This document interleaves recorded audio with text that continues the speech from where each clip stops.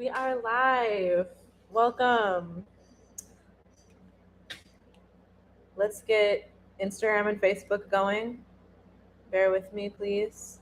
This is, hey, my computer is here. My camera is here. This is Radha Muladhara, the rootchakragoddess, bringing you clearing soul ties and sex slavery. So I got to get on my other apps real quick.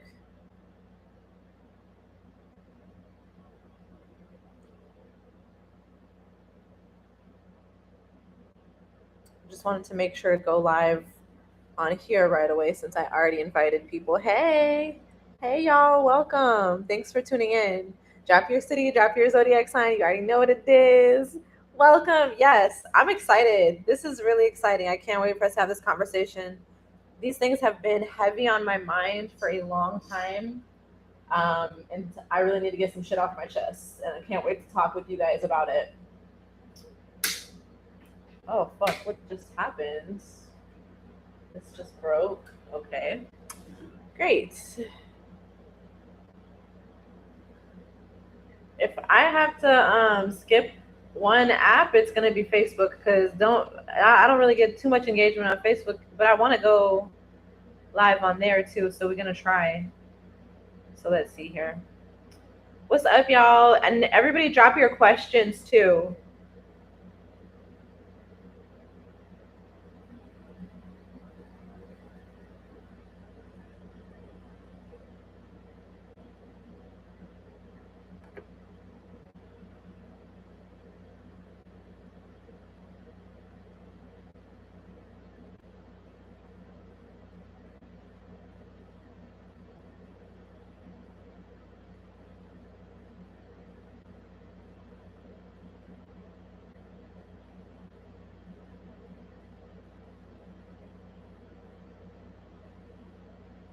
All right.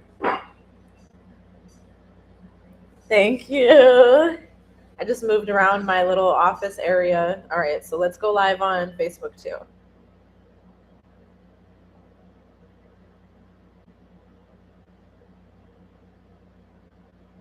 Where am I going to put this? I got too much going on. Hey, healers. Okay, we got Instagram going. Oh, yeah. Oh, yeah, you guys. It's okay. We take our time.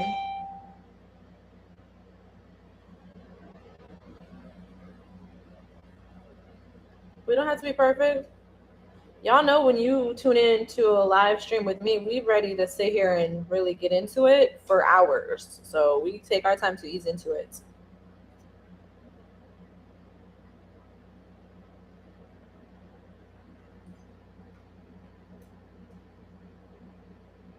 That's not going to work, is it? Ah! Oh my God. Sorry, you guys. All right. Let's try this. Okay, that should work. Hey, healers. Hey. Everybody drop your city, drop your zodiac sign. I can't get this to stay. Here, I'm going to put it right here. All right, good. We got Instagram, we got Facebook, we got YouTube. All right, y'all, welcome. Let's get into it. Everybody drop your city, drop your zodiac sign. That's how we ground our energy in the chat so we know who is here and where you at. And this is clearing the soul ties of sex slavery. So this is a pretty heavy topic, and some of y'all may be wondering, what the hell does that mean? We're going to talk about that.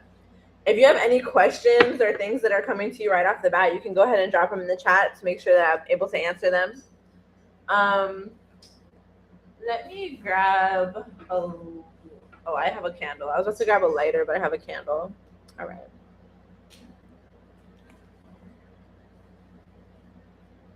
I think I was procrastinating a little bit with this session because it's so heavy. And it's so major, and personally, like, there's parts of me that are scared to even address these topics and talk about them. But I'm working through the fear because there's no point to holding on to that. And this is part of my purpose here. And for me to be able to speak these truths is very healing and freeing for me. So I'm not going to miss the opportunity to be able to do that. Hey y'all, welcome. All right, we got a Libra in Las Vegas, we got a Sagittarius in Berlin, we got a Cancer Sun in Arizona in the Vedic chart. My take on astrology with the tropical versus Vedic is that the tropical is the matrix astrology and the Vedic is the natural astrology. So we can still use both. I don't know Vedic astrology, I just know tropical astrology. But I do feel that as the matrix glitches out and becomes irrelevant, then we'll probably start using Vedic astrology much more often. Let me put this over here. Okay. Oh, I covered the chat. Okay. Who we got? Okay, we got St. Louis Scorpio. We got a San Juan Virgo. We got a Saggy Sun here. Hey, y'all. Okay, wow, we got a lot of Saggies here, and this the moon is in Sag right now. We got Saggies, we got Scorpios, we got Libra energy in here, and Cancer energy in here. I got some crystals in front of me, you guys. I have black tourmaline. I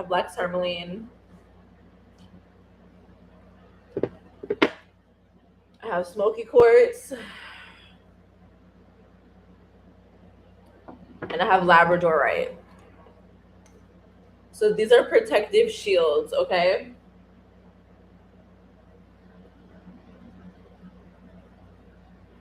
All right.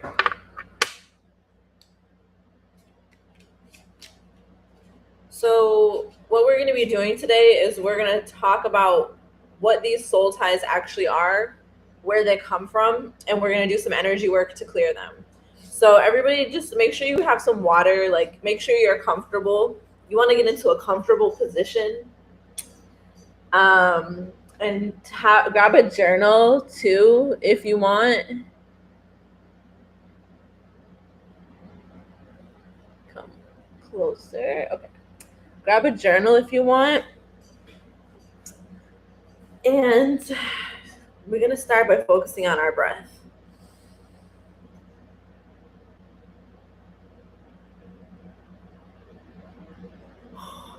The reason why there's two things that are the basis of many spiritual practices and prayers and preparation for prayers and meditation styles. And one is water, cleansing yourself with water. In Islam, we have wudu, where we cleanse our different areas of our body to pray. And this is found in traditions all over the world. And then the other thing is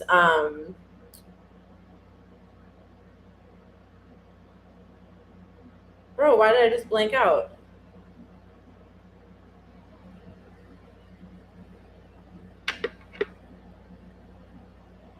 Oh yeah, the other thing is breath. Okay, so with your breath, it's your most important number one line of body defense when it comes to these things. Because like what we're doing when we're doing this spiritual work, we're breaking generational curses. We're freeing parts of ourselves and parts of our lineage that has been kept in bondage and made subservient to other forces, which like for you guys to understand the basis that I'm relating to this from, I'm Muslim. I was born into Islam. So when I was born, I was made into a Muslim. They told a shahida in my ear and said like, I worship Islam, I worship Allah, I practice Islam. So in Islam, it's common knowledge that there's these beings that are called jinn, and they're the spirit race. They're beings that are made from smokeless flame. And a lot of pre-Islamic religions and other religions all over the world worship fire. Okay? So these natural elements, fire, water, earth, and air, and then just the ethers of the spirit, these are what all of nature on earth is made up of.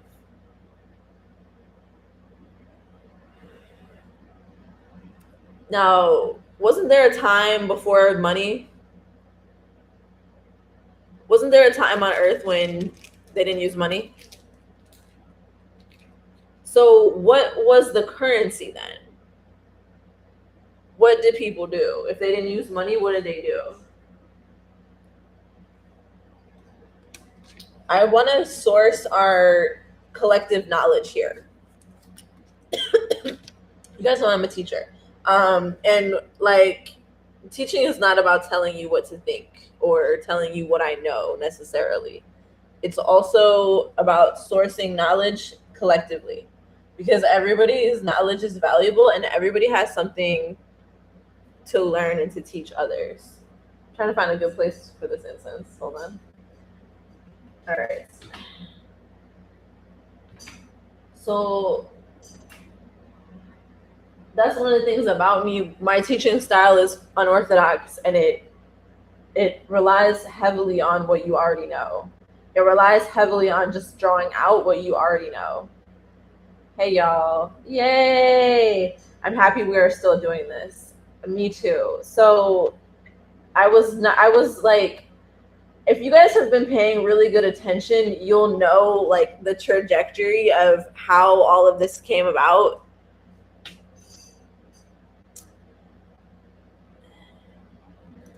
I almost didn't offer this workshop. Initially, I had scheduled it as a paid workshop privately just for my app members. Then I decided to open it to the public.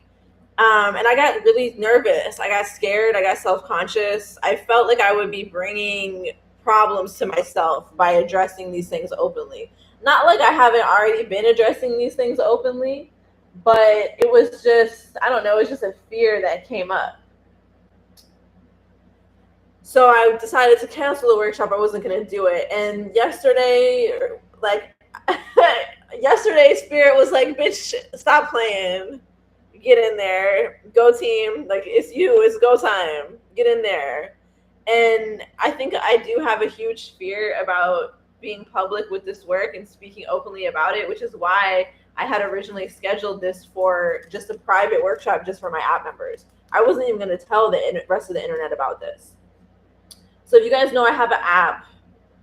It's called Heaven on Earth, and it's a place for our community to converge. And if you guys were paying really close attention, you also noticed that I sort of like renounced working with the sex worker and survivor community.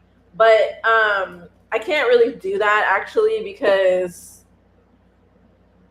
I'm already here. Like, I've already been doing this. Like, if I wanted to quit, I could just quit and like go into a cabin in the woods and never be heard from again.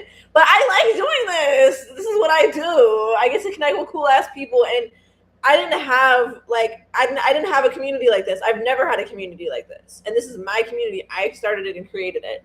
So I'm not just gonna abandon it, because I mean, if it was something that I didn't enjoy, I would abandon it.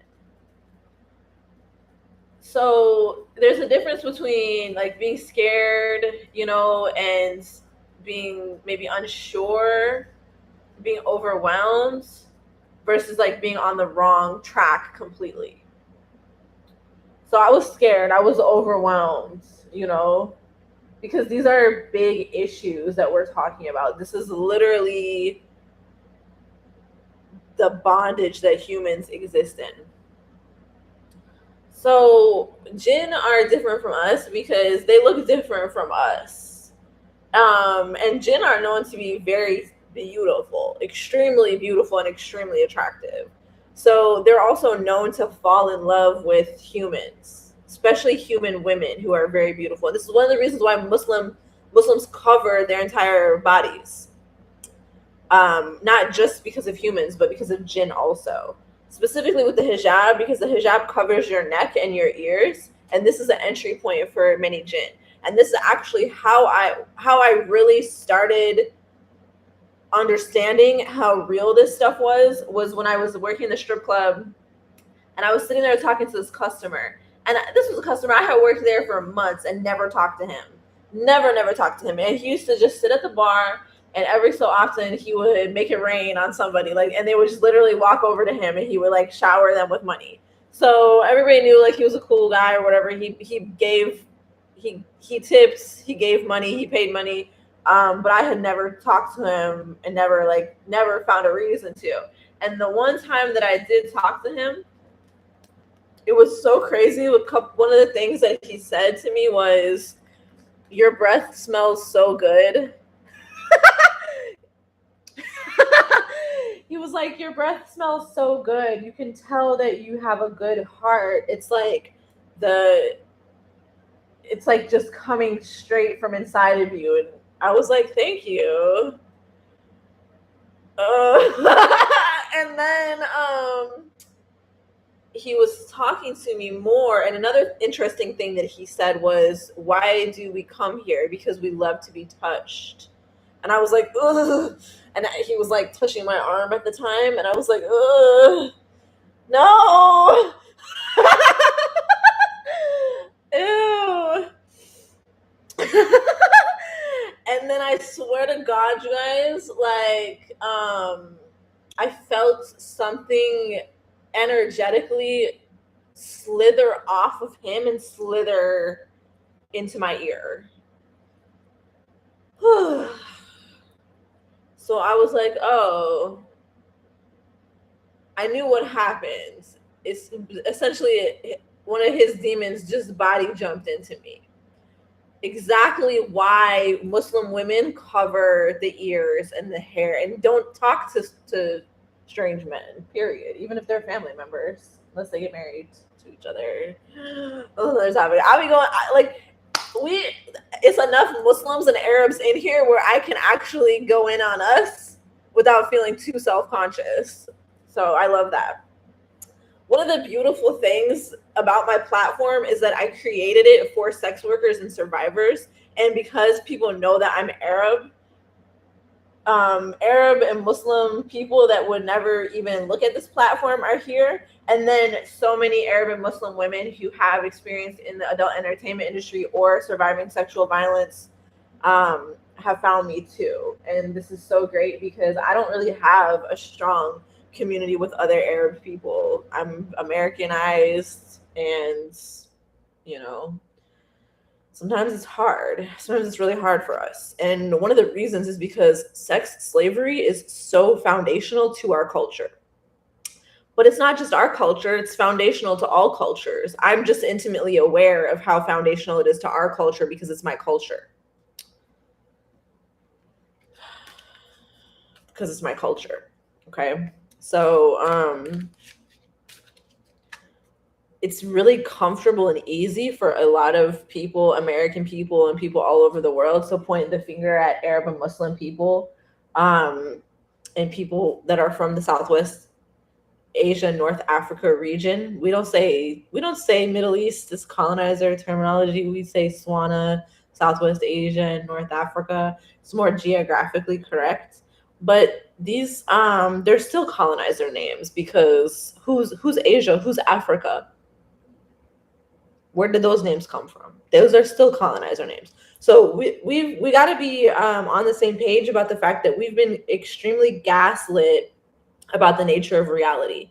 For example, I just shared something earlier on my Facebook page about how there's more continents on Earth behind the ice wall of Antarctica. And that's why you're not allowed to go to Antarctica unless you have that type of clearance. I never heard about this before, but all I had to do was see that one time and to feel the truth in it. I could just feel the truth in it, okay? So this is what I teach, because I don't teach you to think what I think or believe what I believe. I teach you to understand and feel if something is true for you. And something may be true to one person and not true to the other person. Something may be true for one person on one timeline or in one part of their personality, but not in the other.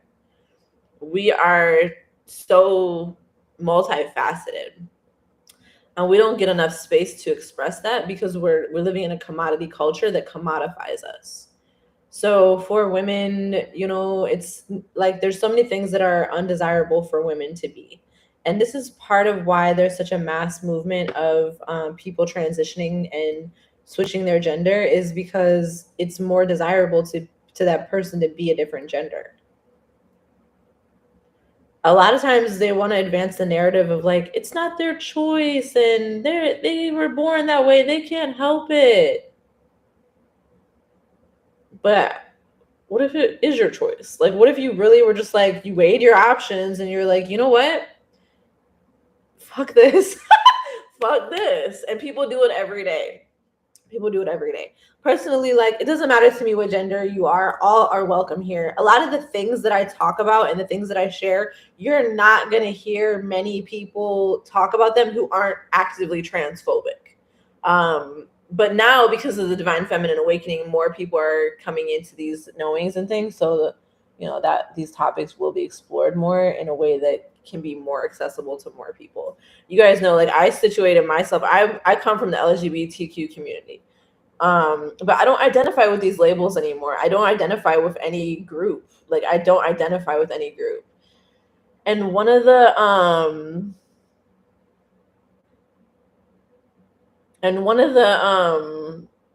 trying to figure out what this person in the chat is talking about.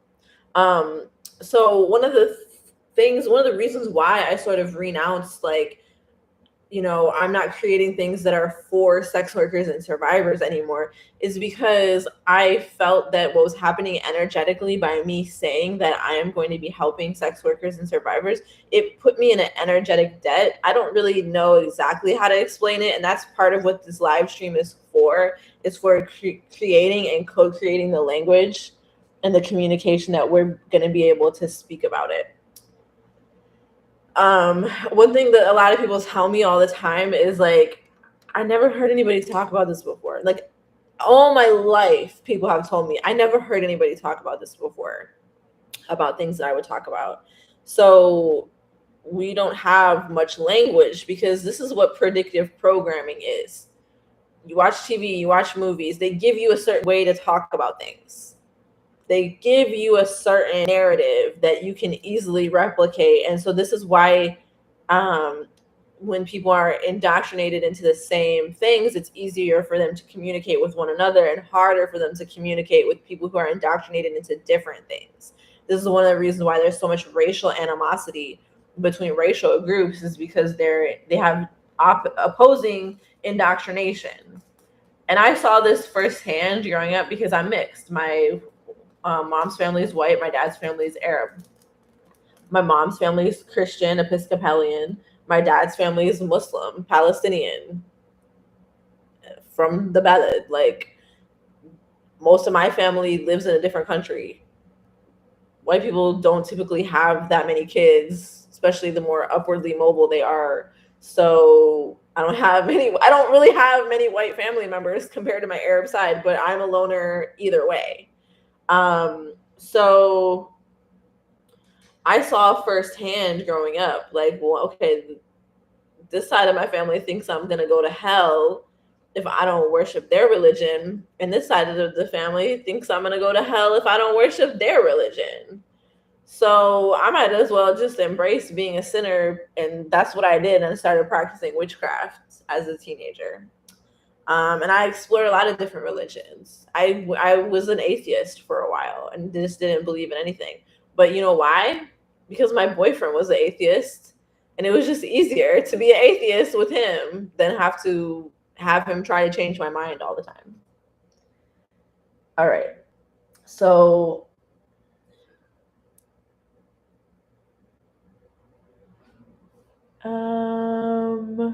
is this person heckling me?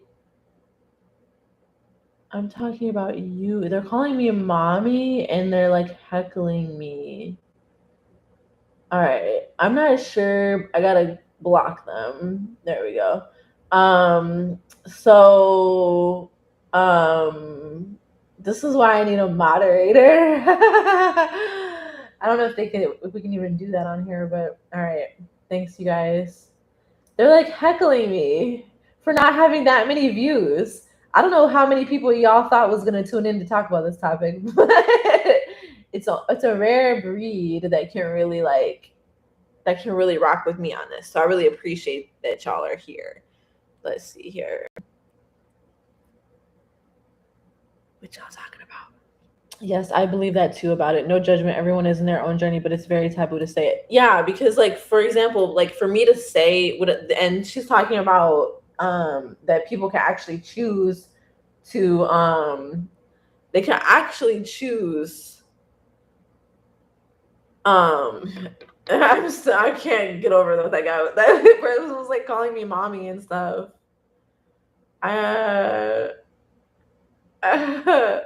Weird. I didn't consent to that age play. But anyways, so yeah, like I was saying, like, you know, for a lot of people, if like people will get very upset if you even suggested that sexual orientation and gender identification could be a choice. Because it's so taboo to say that, and it's like, oh, you must be transphobic. No, I'm spiritual, and I've seen things and understood things on a different level, and I've seen people that I know transition and detransition. I've seen people go through complicated things with their gender, and I've seen firsthand that, like, there's not enough options for us to exist peacefully in this world. So whatever you have to do, that's fine. But there is definitely a very real agenda and a conspiracy to make everybody gay to kill the population, and it's pretty clear and obvious. It's not just about making everybody gay. It's like it's fucking people up so deeply to where they don't know who they are and they don't know what's natural to them. And the reason why, like, I'm not transphobic and I don't agree with transphobia is because who is anybody to say that transitioning isn't part of that journey of coming back home to yourself? Like, that's pretty bold. And I think that's one of the issues that I have with a lot of these things, and one of the reasons too why I get nervous about becoming more prominent in public with my work is because, like, it's just so many of these different, like, talking head type people talking about all these different things. And then at the end of the day, they're like, they don't know what the fuck they're talking about, and they're, you know. But when it comes to women of color, like, I'm always listen to women of color first, and we're the ones to be silenced the most. Arab women, I feel like we just hold so much and we don't ever speak on it.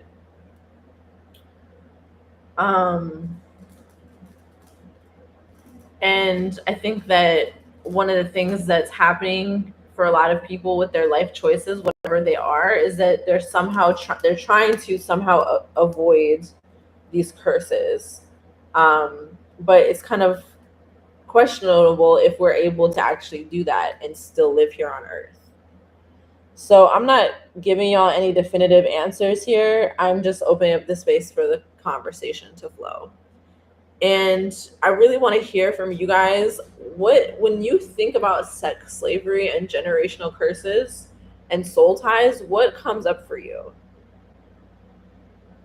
For me, immediately, the first person that I thought of immediately was my tata. And I wanted to bring her in, and she's here, but she's nervous and scared. But I wanted to bring her into this conversation because there's so much I don't know about her and about her life and her history. Because, like, how did she survive? Her husband died when her children were teenagers. How did she survive?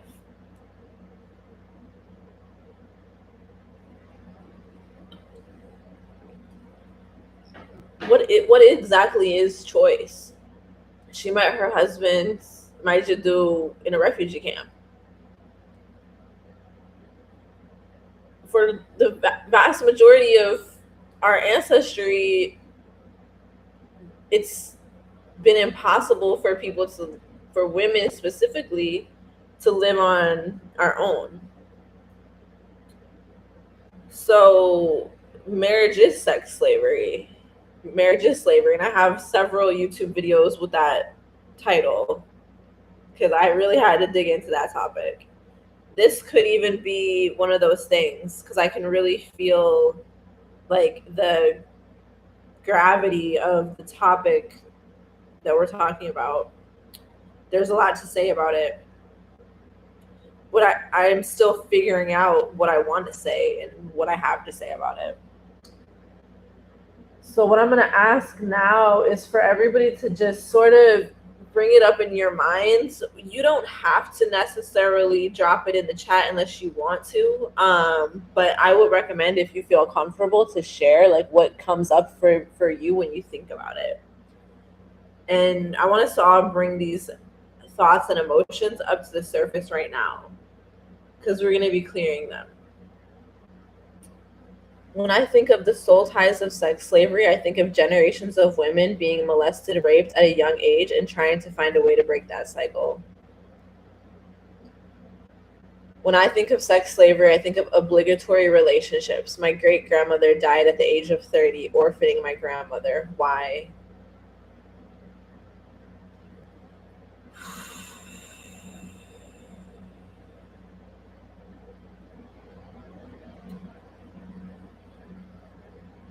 So many women enter into relationships with that feeling, this is going to be different. This is going to be different than how I grew up. I'm going to make it different.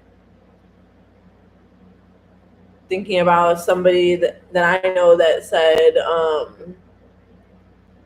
when I get married, I'm never going to tell him about my dad because I don't want him to get the same ideas.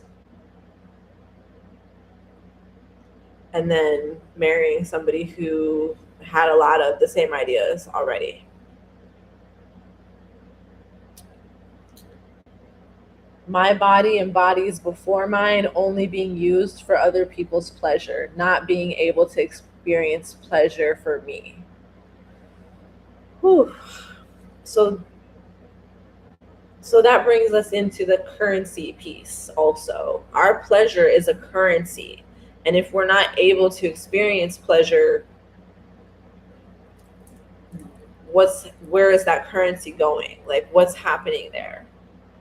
If our pleasure is stolen from us, whether it's like whatever method, whether it's guilt and shame, whether it's genital mutilation, whether it's abuse, unfulfilling missionary sex, or whatever it is. So where is that going? Because like when I asked the question earlier, what did people use for money before they had money? The answer that was given in the chat was barter, trade goods, work collectively, grow collectively, living for subsistence versus capital. So, and then also in the chat, I thought about the women in my family. So when you hear these concepts, sex slavery, soul ties of sex slavery, generational curses, we're thinking about our family members. We're the ones here who are most likely to break these curses. We all know people who haven't. And it makes us vulnerable because we're so able to break these curses. So for people that are able to break these curses, for me, for example, they I was told that I would have to be institutionalized in a mental institution my entire life because I was too mentally ill to live in the real world as an adult. I think I'm doing just fine. I mean, damn, like I know it could be better, but I think I'm doing pretty good. I don't think I need to be institutionalized, but that would have been convenient for them because we wouldn't be having this conversation right now. I wouldn't have been able to do any of my work. Nobody would have ever been able to see or hear from me ever again. So we're vulnerable, okay? Because we have the capability and the potential of breaking these curses, and they know this. Because they know your birth chart.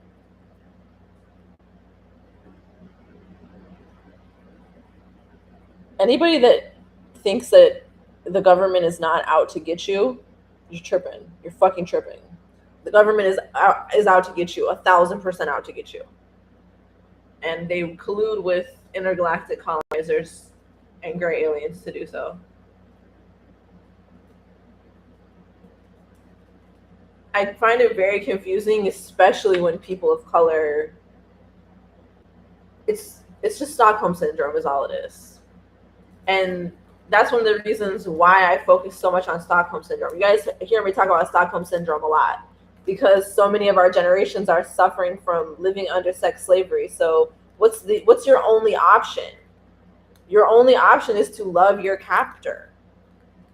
How are you going to survive otherwise? Whoa.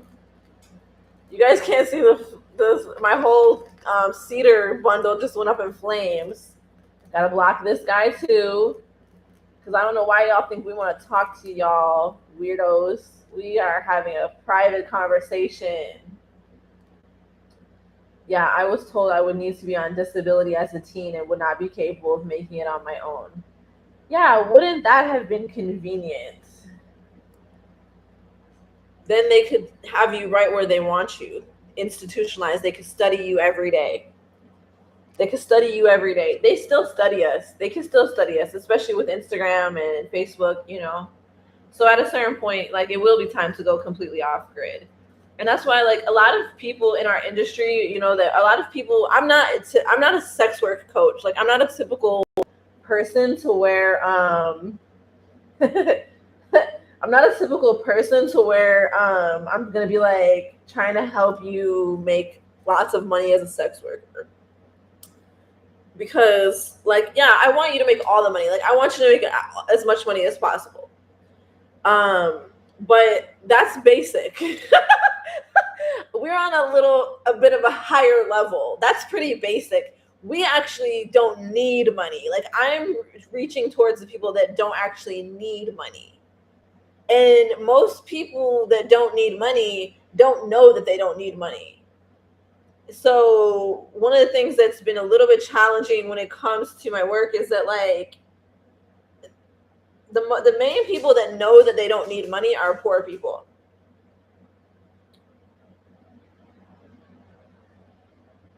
Because they know how to survive without it. But a lot of poor people still think that they do need money, and so they feel shame or things like this. Or there's, like, it's hard to get the money.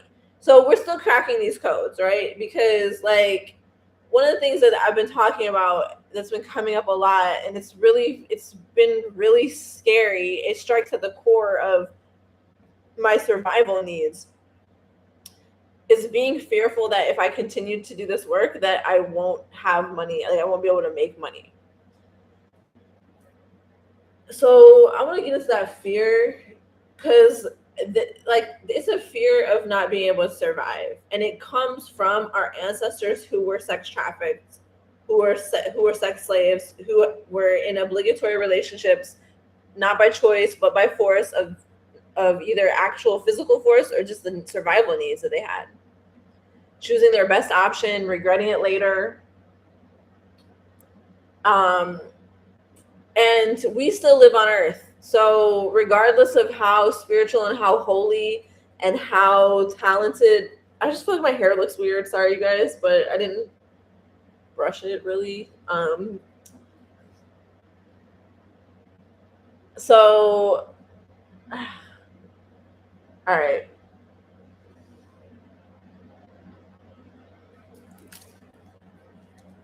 I feel so self-conscious. I feel so self-conscious. I'm being so vulnerable, but I need to get this out.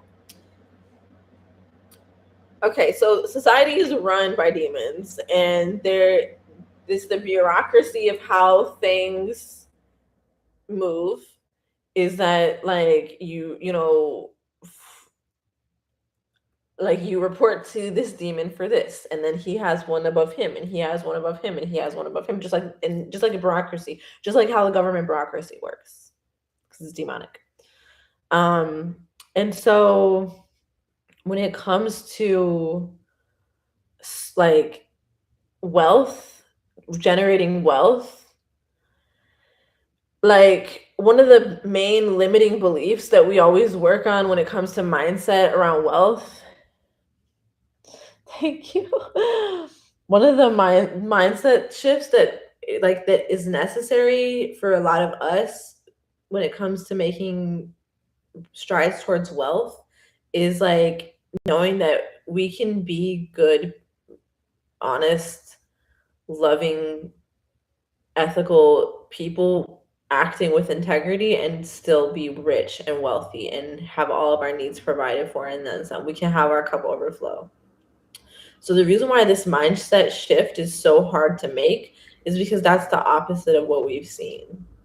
We've seen people hurt other people for money. We've seen people exploit other people for money. We've seen it in our own families. We've seen it happen to us. So I had an intense vision that was related to this because I was watching a live stream from Manifestation Babe, who's an Instagrammer. And it was when I first moved to New Orleans. And one of the reasons why I came to New Orleans was to learn and to heal and to develop my spiritual gifts. This is a great place to do that, by the way, and a great place to do root chakra healing. And shameless self-promotion, I have VIP days available where we spend the whole day together. You block off, you get 24 hours. And of course we have to sleep. Like at a certain point, we'll like go our separate ways and go to sleep. And then we'll come back. But it's 24 hours with me in New Orleans doing this root chakra healing. This is a great place to do that. So when I first moved here and I had this vision after I had like been working on my money mindset, and I realized that one of my limiting beliefs about money was that bad people do bad things with money and they do bad things to get money. And that was a belief that I formed as a child because I was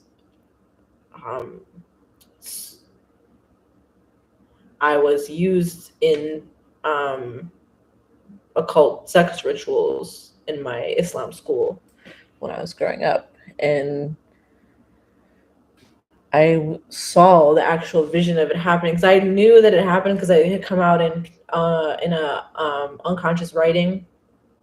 So I knew that it had happened, but I hadn't seen it. I hadn't seen details of it. And then I started to see the details come out. But with these type of things, a lot of times we get really caught up on like needing to know the answers, needing to know what happened, and being sure and having proof. And that's not really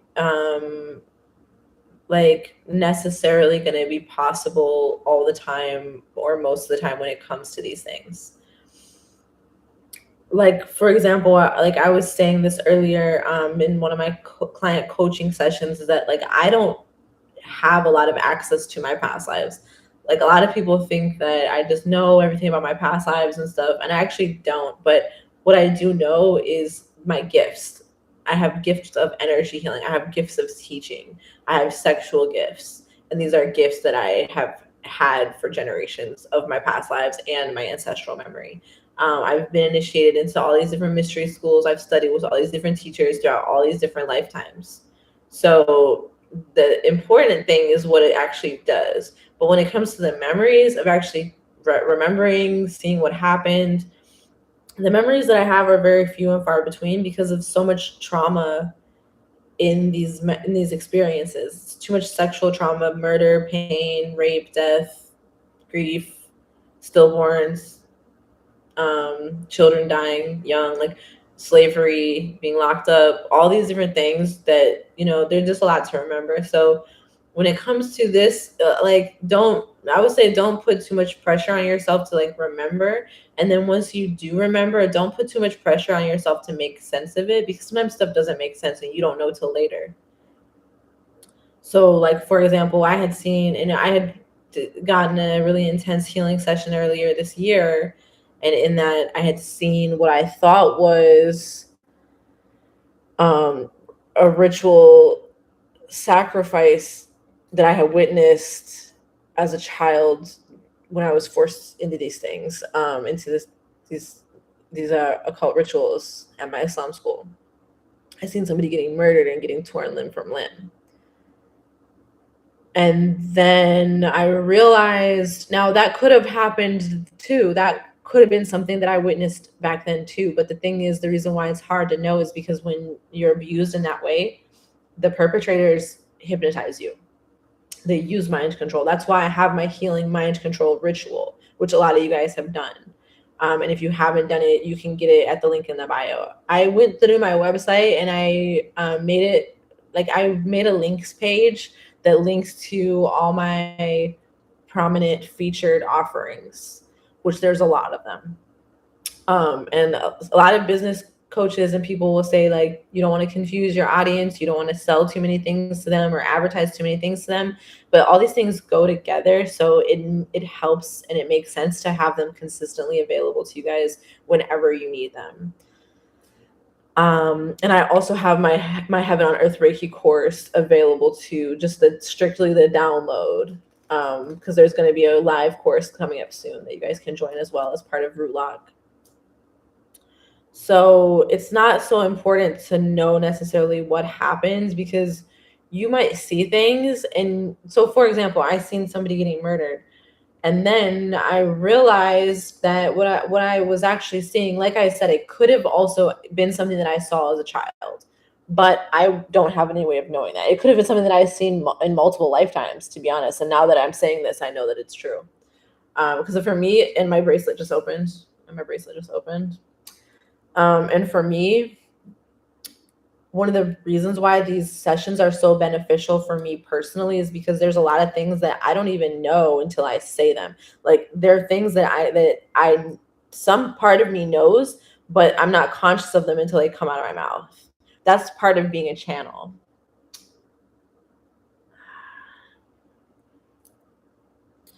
So now we're getting into this part that scares me to talk about.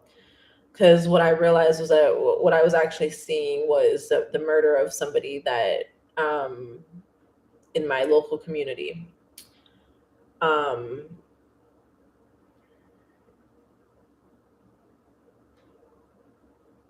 I saw her murder, and then I moved into the house where she was haunting the house, and the demon that the murder was offering to was haunting the house as well.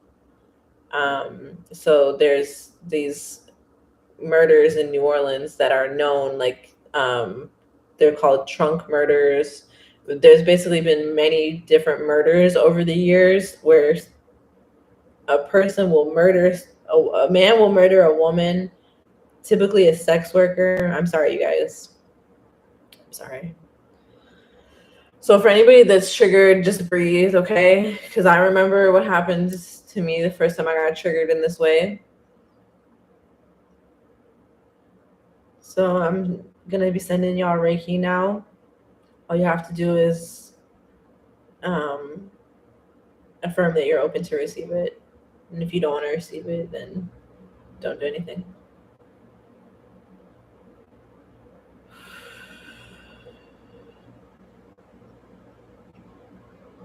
I haven't spoken much about this, and there's not really much that I can say about it right now.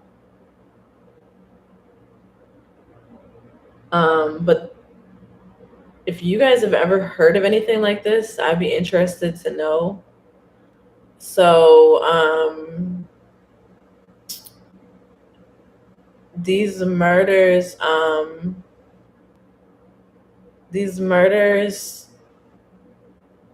typically take place between a couple. There's somebody that's a couple. These people are having sex with each other. The victim is typically a sex worker, stripper, or survival sex worker. And then during the murder, there's sometimes, like, typically, like, what I saw happening was that they were, like, the person was being fucked until they and they were being torn limb from limb until they died. And so dismemberment is part of these murders. Sex with the body, either the dead body or during the murder, sex happening during the murder. And then sometimes there's cannibalism involved also. So yeah, I know that people think that, I don't know what people think I do, but the shit that I deal with and that I see, and the spirits that come to me for help that I come across, like, it's shit is fucking terrifying. And this is literally the foundation of our society. So these are serial killers. Often they're just they haven't found all the bodies yet. It's in the case of this guy. Because once they do like more investigating, there's always more bodies. It just usually just takes them a while to find. So why is it that sex workers are so vulnerable to situations like this? And why is it that so many sex workers have already experienced things like this in childhood? A lot of people think that I glorify sex work. That's one of the reasons why I changed my name from Hoesarehealers and I rebranded. Even though Hoesarehealers ain't dead, we're going to come back when the time is right. Trust and believe. Because we have a message that is needed. But I didn't want to be the face of it. Okay? Do you guys understand? For so many reasons.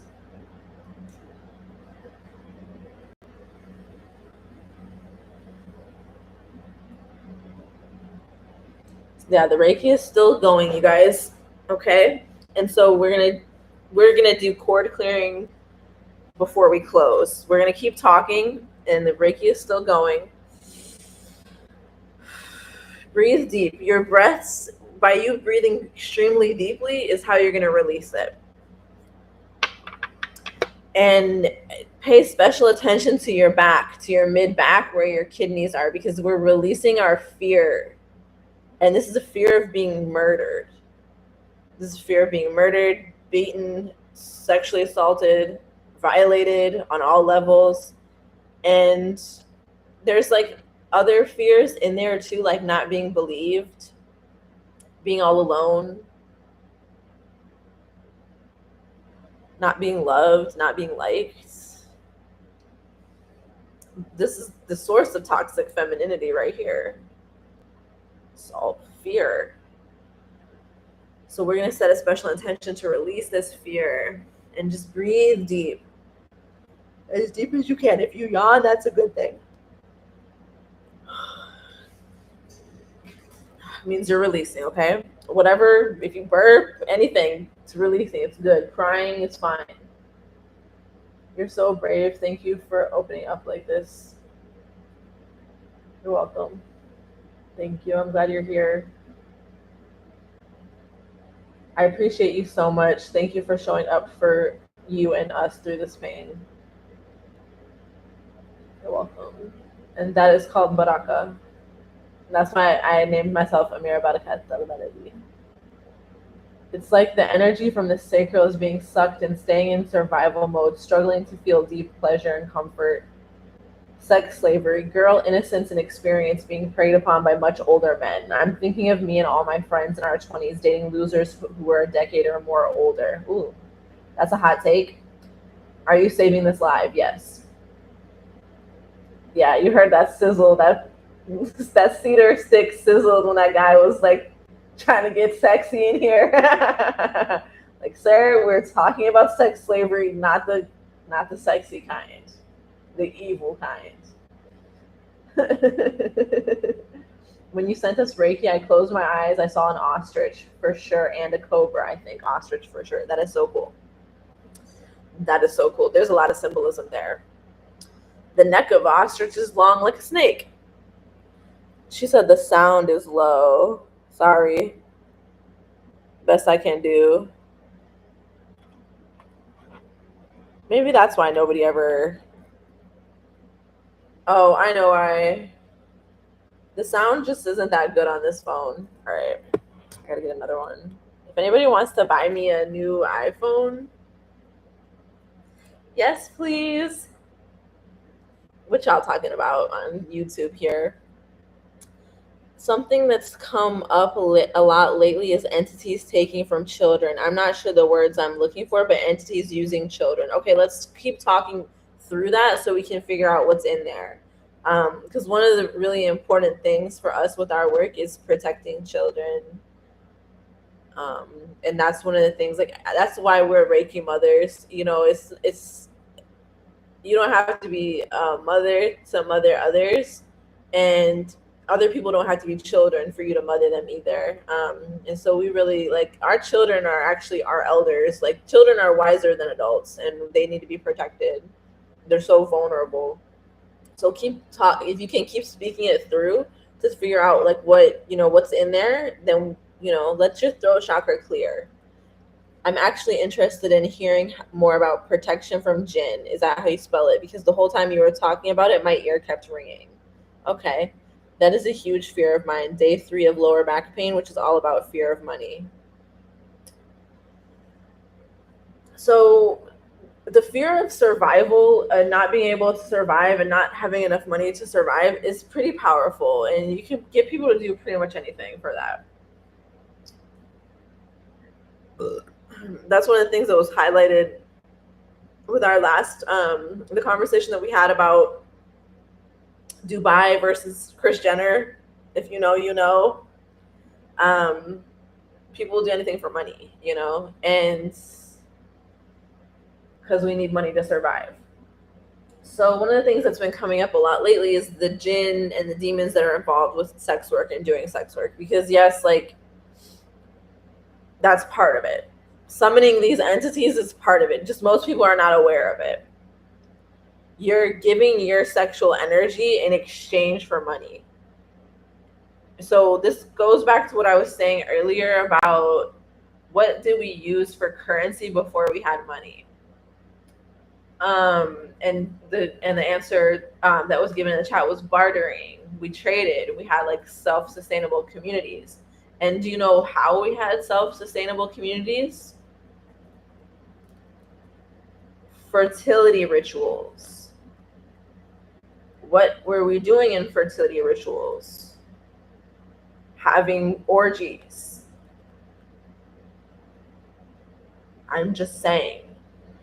Clearly, the original currency is sexual energy. It's a reflection of the earth's fertility. Our fertility is a reflection of the earth's fertility. We are earthlings.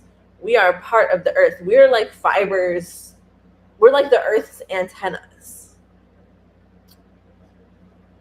So the original currency is sex, sexual energy.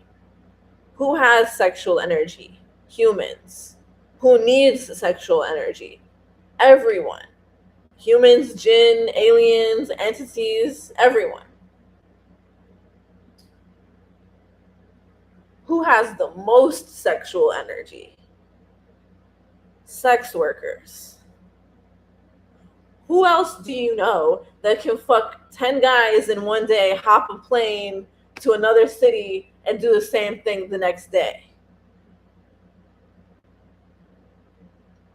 Not many people can do that. Who else who do you know besides sex workers that can fuck so many people, that can have so much sex and do it all again the next day and the next day and the next day?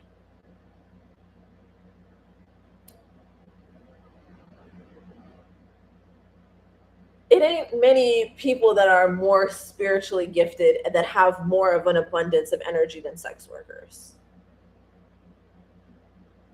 So now we're getting to the root of the stigma. Just like one of our app members was saying earlier in the app, like I feel like the reason why other women hate on sex workers so much is because they're jealous. Yes. They don't have that much energy. So in this paradigm of sex slavery, their value is low. It's low. They don't have that much sexual energy. Sex workers have a lot of sexual energy. So then your value is high in this system. It's very high.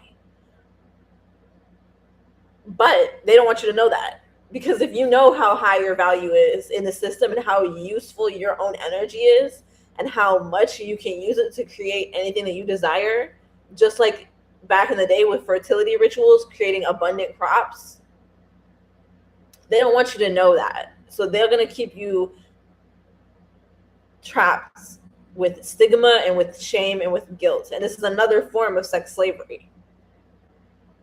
We want to look for the slavery in our everyday lives and break free from it.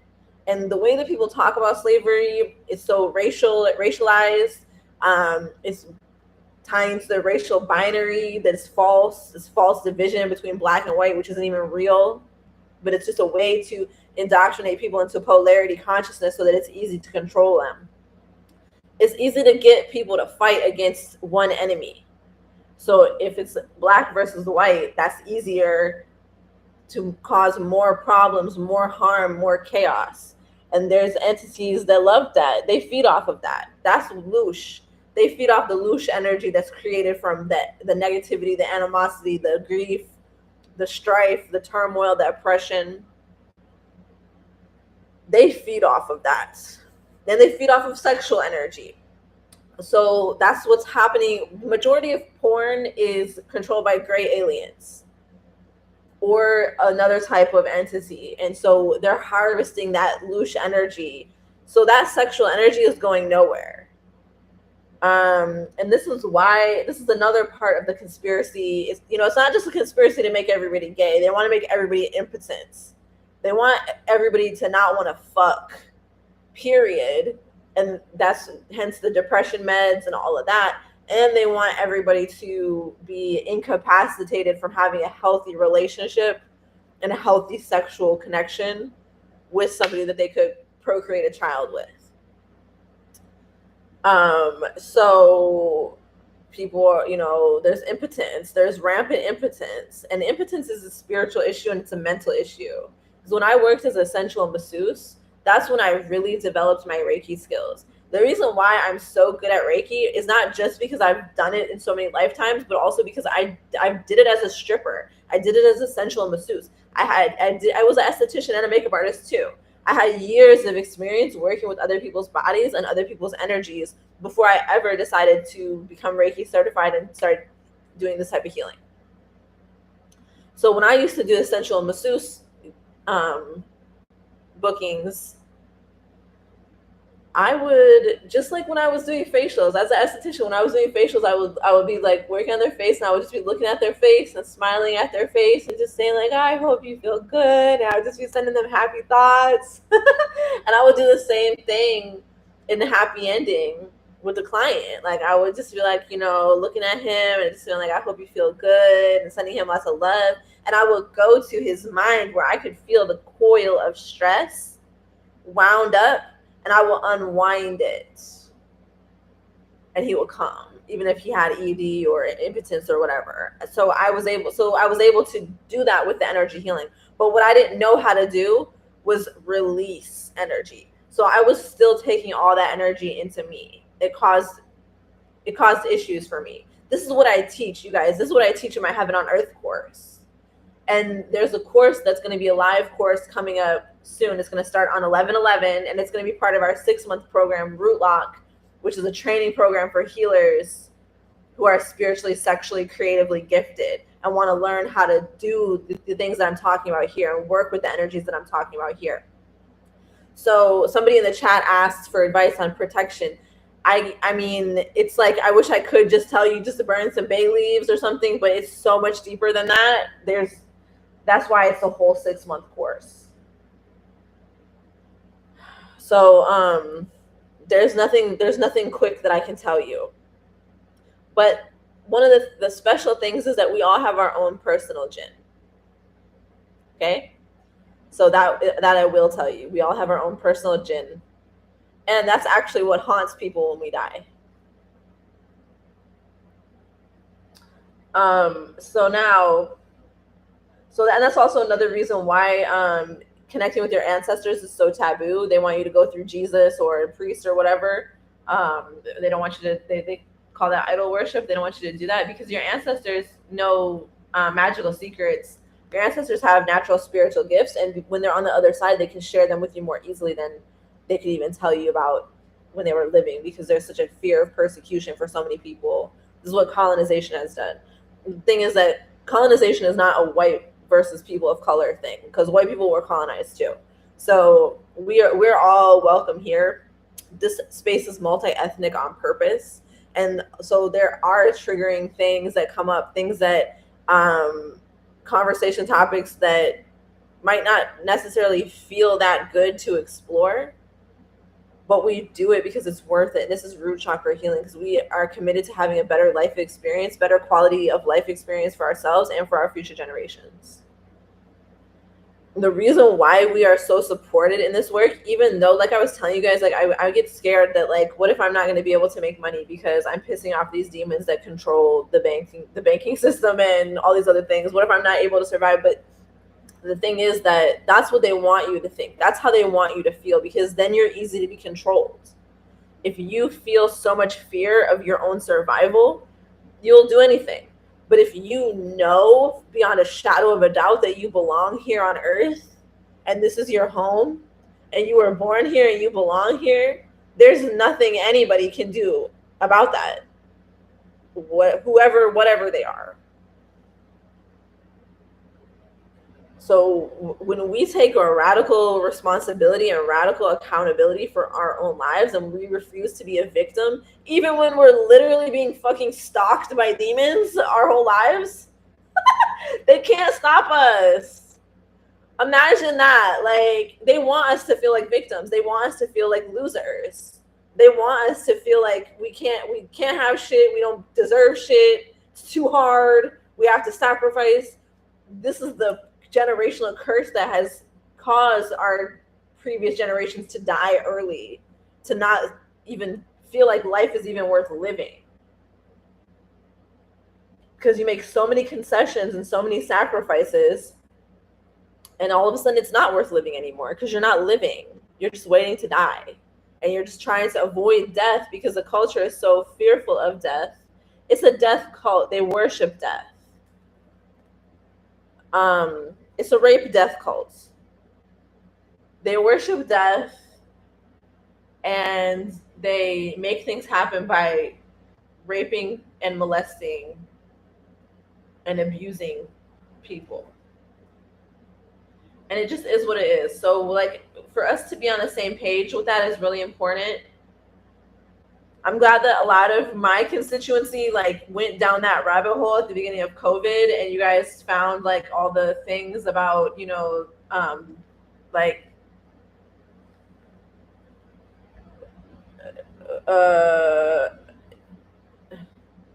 I want to say the word, but I don't want to say the word because I don't want to get flagged, but I'm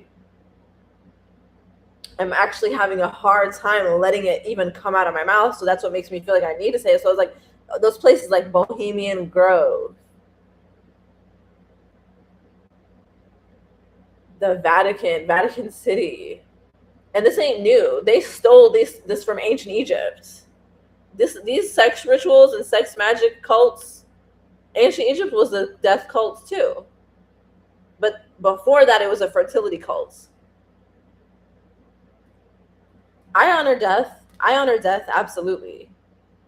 But it's just a much different way of going about things. And for humans, fertility is natural for us to worship fertility. We know that death will come. But it's the fertility that renews and restores us and that we depend on. So it's our sexual energy. So tell me why it's an epidemic of sex workers with chronic pelvic pain that can't enjoy sex and barely even want to have sex outside of sex work. Why do y'all think that is?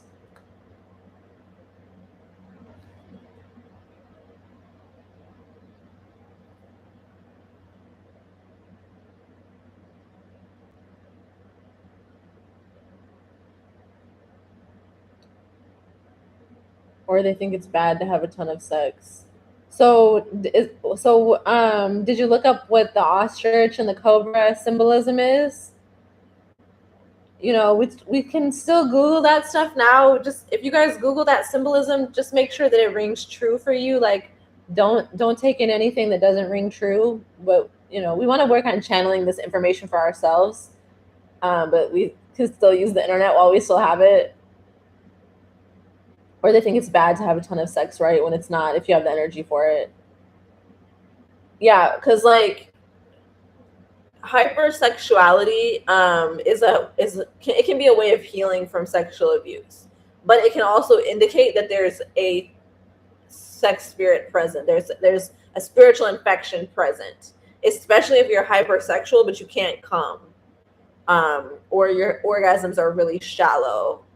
Like if you can't have a full body orgasm, so there's something there that needs to be cleared. But sometimes you have to abstain from sex to clear it. Sometimes you have to have sex with a healing partner to clear it. It just depends. So this is, again, like, this is what you'll learn more about when you study with me. I want to invite all of y'all, if you're interested in this topic, I want to invite you to commit to the 6-month journey with Rootlock. It's going to help you immensely with anything that you're dealing with around this, and anything that you deal with in the future. It's going to give you a great foundation to build from. And it's affordable. Like, I have all types of payment plan options for you guys. I'm really taking this seriously. I've been hiding myself because, like I'm telling you guys, like, I'm so fearful about a lot of these things. I made my living off of sex work for years, and it always was the thing that it felt like I can always do this, no matter what, I can always do this. And so getting to a point in my spiritual work where I couldn't do sex work anymore, for me, what happened was I couldn't make money. Like, I could not make money. The reason why is because I had been feeding an entity with my sexual energy, and I got into a relationship and I felt guilty having orgasms with my clients. So I stopped having orgasms with my clients and my money dried up.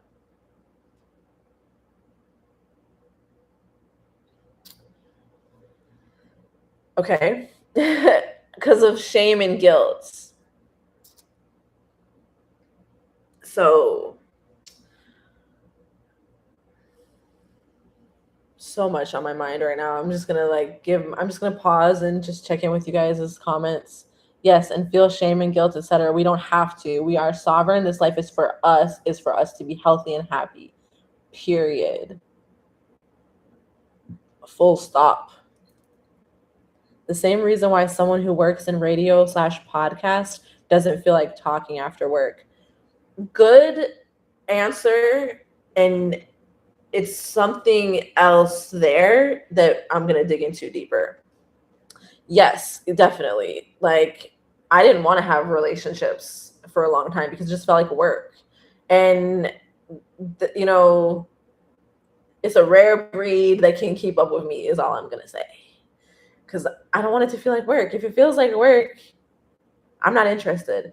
If it feels like sex slavery, if it feels like I'm your sex slave, I'm interested. So yeah, it's not just because of I've been at work all day. I already had sex with 10 guys today. I don't want to have sex with my partner. It's also okay. So that's we can use that reason to explain away low libido or not wanting to have sex, right? But what about the chronic pelvic pain?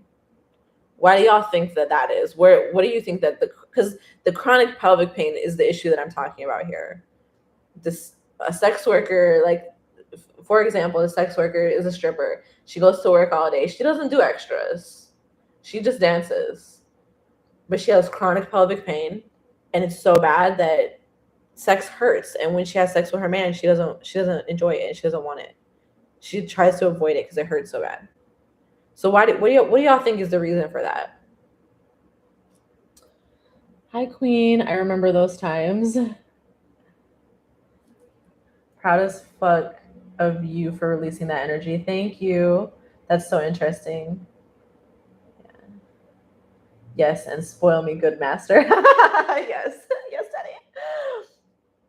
Okay. Now this is some symbolism. So I started sending some Reiki energy to you guys earlier. So anybody that's new that's joining, you can just intend to receive, like say that you're open to receiving, and you can receive that Reiki energy. And if you're not open to receiving, you don't have to do anything. So when I sent the Reiki, they said that they've seen an ostrich and a cobra, and this is the symbolism. Ostrich plunges her head underground to dispel negative energy. In this way, she grounds herself with the truth that lies deep within the earth. Wow. is so cool. And it does remind me of a snake too. Her mother, the earth, provides her with the nurturing she needs to perpetuate positive energy in her environment and pass it on to her offspring. MashaAllah. And this is one big thing that we're talking about here is mothering. Because as you guys know, like in Heaven on Earth Reiki, the Reiki style that I channeled, there's a part of like a part of Heaven on Earth Reiki is Isis Reiki. Isis is the divine mother. Isis is a fertility goddess, and she's also a healing goddess. And before I came on, I started live streaming. I got multiple messages related to being a daughter, being an obedient daughter. And, you know, my relationship with my mom is challenging. So not only other people, but deities and goddesses have really like mothered me a lot and grown me into the woman that I am. So that's really special that symbolism came up. And this is what I'm talking about. We co-create these healing spaces together. So I'm holding the space for us, but I'm not interested in like it's not a hierarchy. We all have the ability to contribute spiritually. Like just because I do spiritual work and I get paid for it, I don't think I'm better than anybody else. I don't underestimate anybody.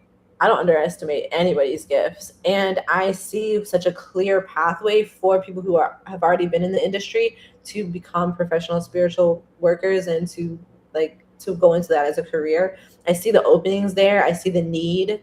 I see the need for our expertise. And this is what I do. I support us in doing this. So because I was that stripper that was that had chronic pelvic pain, and it was so bad that I couldn't even work at times, and I didn't want to have sex. And just like you said, energy blockage manifesting as physical pain. Exactly. It's an energy blockage manifesting as physical pain. So if there's anybody here that has chronic pelvic pain, or that has ever had chronic pelvic pain, or that has really bad cramps during your period or any time of the month, you're definitely a healer. And here's why. Because we have these energy meridians that run all through our bodies, right? So there might be one that starts here and goes like here and here, and there might be one that like goes here and here. They run in straight lines, and they might move and then go in another straight line. And then when they get to the pelvis, the sacral chakra, they crisscross all together like a whole like the spaghetti junction in Atlanta, or like whatever, any like mixed master freeway thing where you see a bunch of freeways converge and they all go all different ways. That's what's happening in your womb space and your sacral space with the energy meridians. And these energy meridians, these are the energy meridians that we use in Reiki, that we use in energy healing, and that we work with, that I teach you guys about in my course. And they're the same energy meridians that they use in acupuncture or acupressure massage. These are documented by like trusted medicine people throughout all of time. So this is very much real. We're hidden from this information because it makes us more empowered over our own bodies and our own energy fields. And you guys know that like what I specialize in doing is teaching you how to reclaim your energy, how to call it back from anyone who's stolen it from you or who is using it non-consensually, how to clear those passageways in your body, and how to take in more energy and how to channel more of your energy to be more powerful. And that has the side effect of healing chronic pain and healing chronic pelvic pain and any associated illnesses, bladder incontinence, fibromyalgia, Crohn's, even epilepsy, pretty much any chronic condition that you could possibly think of that you deal with. The system of Reiki that I teach helps heal that. And it's different from other styles of Reiki because other styles of Reiki will not help you heal a chronic illness. And you can tell because the people that practice those styles of Reiki have chronic illnesses the whole time. They don't ever heal. They don't ever get better. So unless it's, a certain, a person is exceptionally gifted, they've channeled their own style, They're using their own symbols. They're using their own, they haven't absorbed whatever the Reiki master gave them. But otherwise, the health outcomes do not look good for most Reiki practitioners and most spiritual workers and holistic healing and most people, damn near anybody. We're talking about, like, look at the ages that we've lost our loved ones. They died before their time. You can see so many people that we love that have died before their time.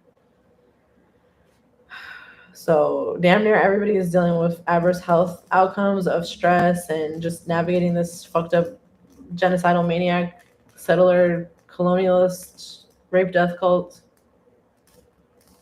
But especially the ones that take it upon themselves to heal others. And a lot of times you're not even taking it upon yourself. It's just literally your role. Like, it's like you have been bred into that role because you are bred into a line that has prepared you for marriage or sex slavery, marriage or concubine.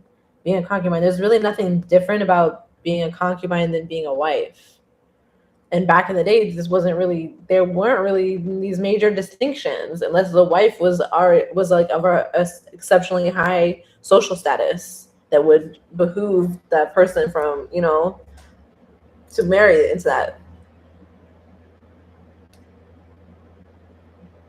I never saw Game of Thrones before until I started watching the new, like, prequel. And, like, if you watch that, it kind of shows you, like, some, like, how it used to be sort of back in the day. People that don't have anybody to take care of them, people that are orphans, their parents are dead or disowned or poor, that has always been a trade. Poor people have always sold their children into slavery. And I don't know why people are so surprised about it.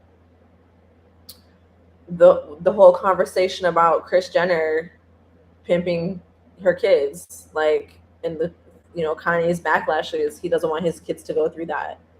If you guys watch my live stream where it's called Dubai versus Kris Jenner, I talk a lot more about that in there. So I won't get into that here because I'm going to check in with you guys' comments first, and then we're going to get into this clearing, okay? That's beautiful. Yes. She said, yes, nails. Yes. Gotta look good for you guys.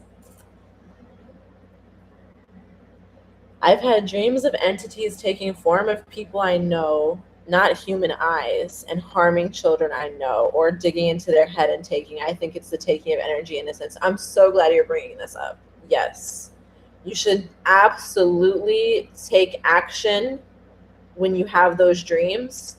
So what she was saying is that she wants support with, like, how to protect herself and others from jinn and from entities. And that I've had dreams of entities taking form of people I know, not human eyes, and harming children I know, or digging into their head and taking. I think it's the taking of energy / innocence. Yes, innocence.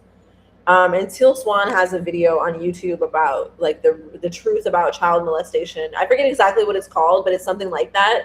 And if you guys go look at it, like, she talks about how, like, what the person is really trying to get is innocence. What they're really trying to take is that child's innocence because it's lacking in them.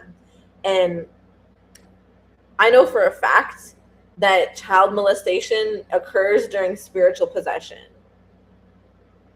So one of the reasons why so many people that are in religious hierarchy organizations, or who have gone really far with their spirituality to the point of, like, creating a cult following, one of the reasons why there's so often that they end up getting indicted on child molestation or pedophilia charges or something like that, or it becomes known widely that that's what they do.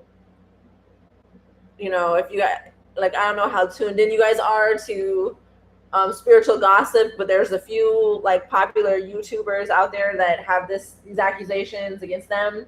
And then there's, like, like, all types of cults that have been really big in certain communities that were found out to be doing child sex trafficking and molesting kids. That's just a normal thing, and a lot of cults is like, like getting like kids getting pregnant, and that's just a normal thing. And when I say cult, I don't take on the negative connotation of it. It just so happens that these people have done negative things with their following. They've done harmful things with their following. And the reason why is because they're working with certain entities, which enable them to get to a certain level of influence so that they would be able to feed on these vulnerable people and children in their midst. You see what I'm saying? So, like, for example, like the Pope, a priest, like they work with entities that feed on innocence and sexual energy of children. So the entity, like, it's not going to make itself known right away. And typically these are people that also were molested as children, and the entity has been with them their entire lives. This is my constituency. Like, for my constituency, and constituency means the people I work with. I love that word. You guys hear me use it all the time. It's what it means. My constituency is the people that I work with. Like, just like a politician has like a jurisdiction or a district, my constituency is everybody that resonates with these messages and that needs to hear this. And if you were molested as a child, or if you think you might have been molested as a child but you can't remember, then it's quite likely that you have an entity with you that has been with you since then. And when it comes to clearing this energy, that entity does not want to go nowhere. Clearing that entity will be a fight and a battle. And one of the ways that you can easily tell if you have something like this is if you really struggle in relationships, if you're prone to abusive relationships, getting into abusive relationships, or just weird things happen, nothing seems to go right, people turn out to be crazy. Because what these entities will do when they, as part of the curse against you, is that they'll make problems for you between you and other people.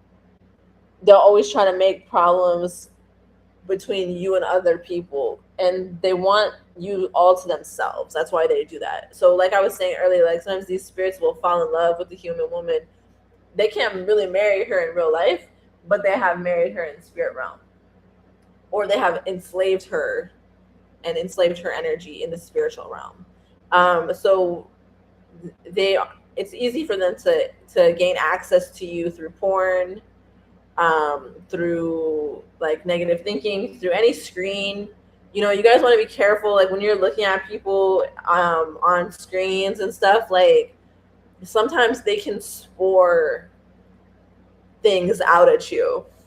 So cleanse yourself. Like, and it doesn't matter what anybody throws at you. It doesn't matter if somebody curses you, curses your lineage, curses your bloodline. What matters is, are you protected? Are you prayed up? Are you clean? Are you cleansed? Have you cleansed yourself? Do you have faith in your spirit team? Okay.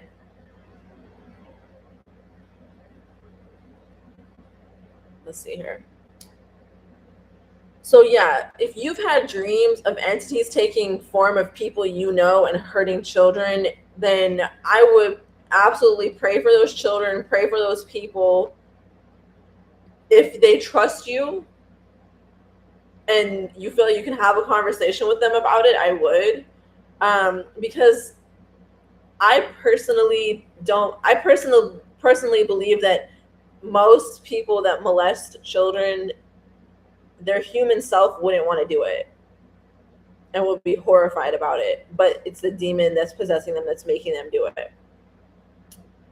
And a lot of people think, oh, that's just an excuse. This is literally how the world works, though. We can love it or hate it, but we got to embrace reality. So again, when it comes to sex work, like, and any type of work that you do, you want to have an intention for where your energy is going, and you want to be aware of what entities you're working with, because like everybody doesn't have these problems, right? Like there are sex workers who have great relationships. They don't have these problems. They don't feel trapped in the industry. When it's time to leave, they just get married or get another job or whatever.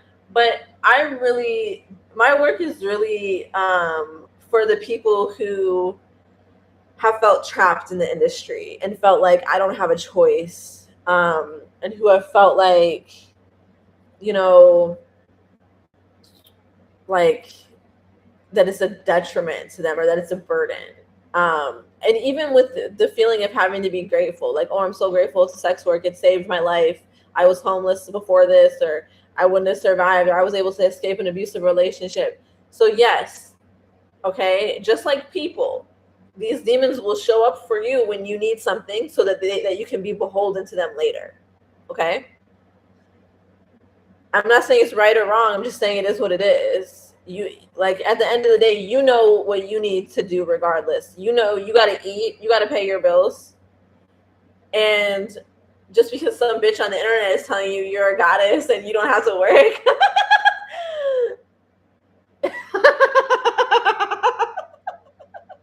that don't change that shit, right? So it's my goal to support you guys in this continually unfolding more and more options for yourself so you never feel trapped.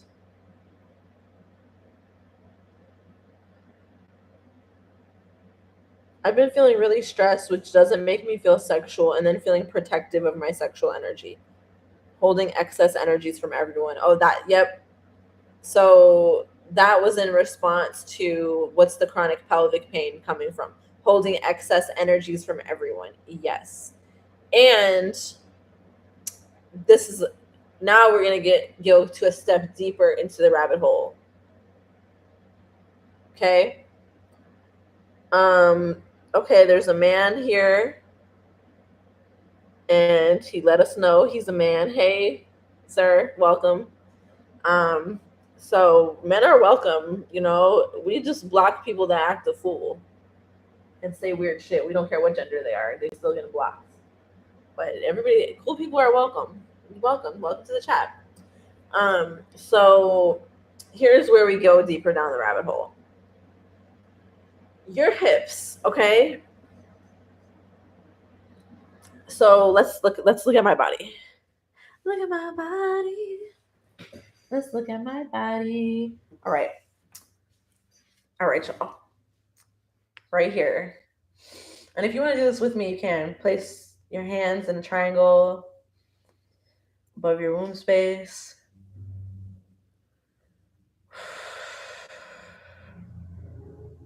This is a great position for manifesting. If you guys want a little free tip that will change your life, when you wake up in the morning, sit like this and take 5 deep breaths. And if you have chronic pelvic pain, it's going to immediately make it better. Okay, so see how I got my yoni right here. My coochie is here. My uterus, yoni, my womb is right here. I got all my organs stacked up on top of it. My liver is here. My spleen is here. My kidneys are back here.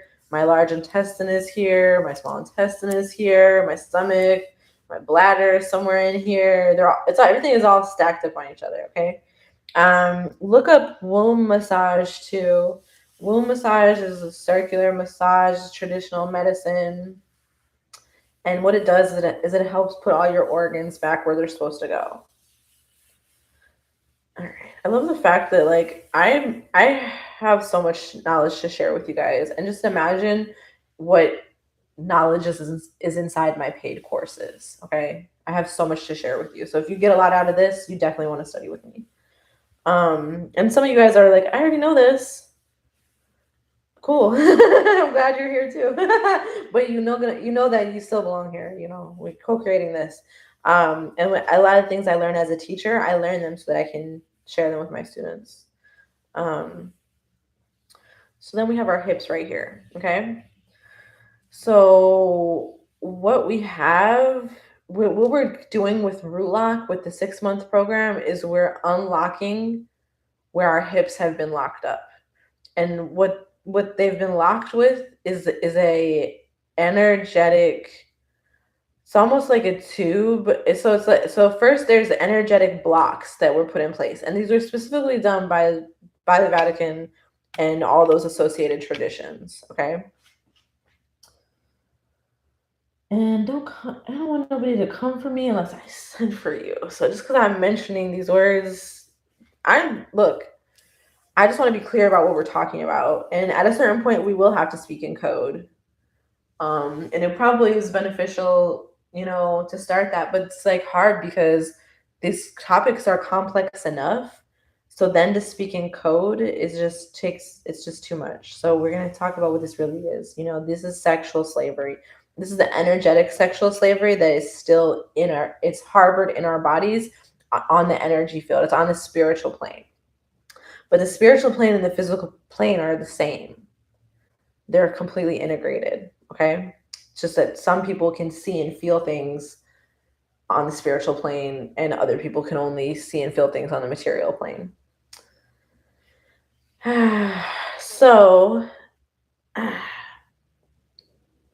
all right. These energetic blocks get put here and here. Okay. So when it comes to slavery and sex slavery, the paradigm here, because it's a polarity consciousness, is in every interaction between two people, one person is going to occupy the dominant role and the other person is going to occupy the submissive role. So no matter what, this is what's programmed into people, is to either play the role of the victim or the role of the oppressor. And there's not much middle ground in between for win-win situations. Okay.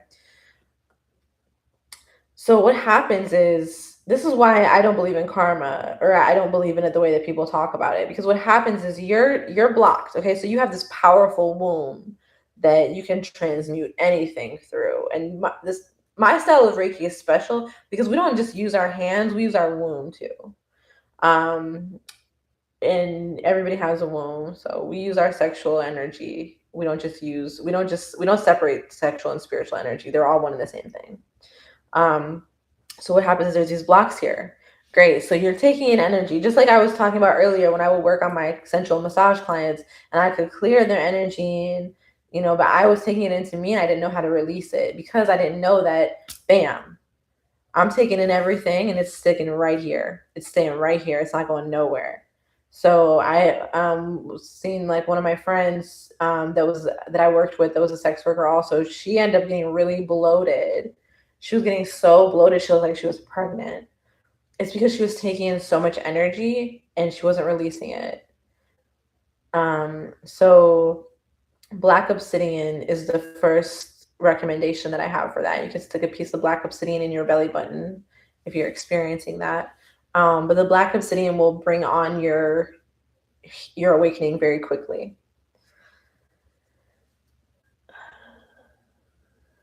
So they put these energetic blocks here. Why do they put those energetic blocks here? Because if the energetic blocks weren't there, we could easily release anything that we take in and transmute it and heal the world and continuously heal the planet, create fertility, create abundance, like how we have been doing for all of time. Okay. And my hips feel really stiff because I'm clearing those meridians. So those meridians, they come through here, like down here. They've been blocked and siphoned off for such a long time. So now I'm getting into them. And it's because I've quit doing sex work and I've left and I've changed my relationship with sex work too. So before I stopped doing sex work, I just only did sex work that I wanted to do. And I continuously keep doing things that I want to do and not doing things that I don't want to do. And it's not just specific to sex work. A past client hit me up today and said that he was in town and wanted to see me, and he was a great client, and I don't have an in-call space anymore.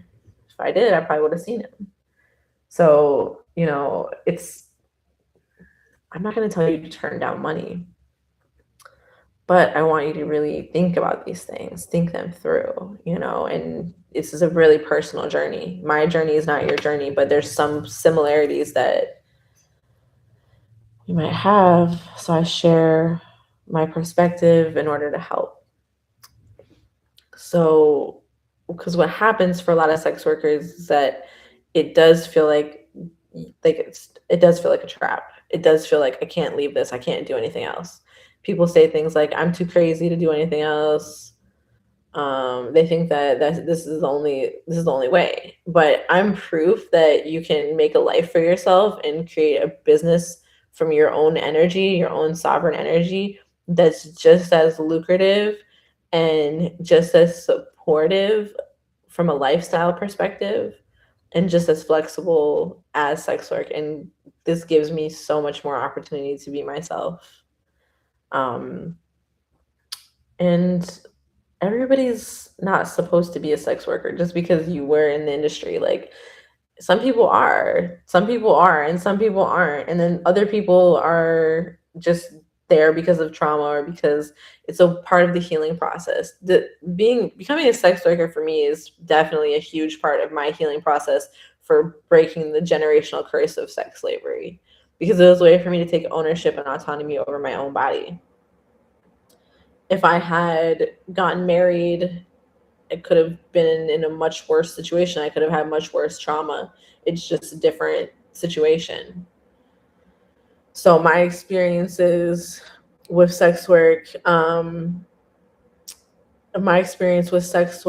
is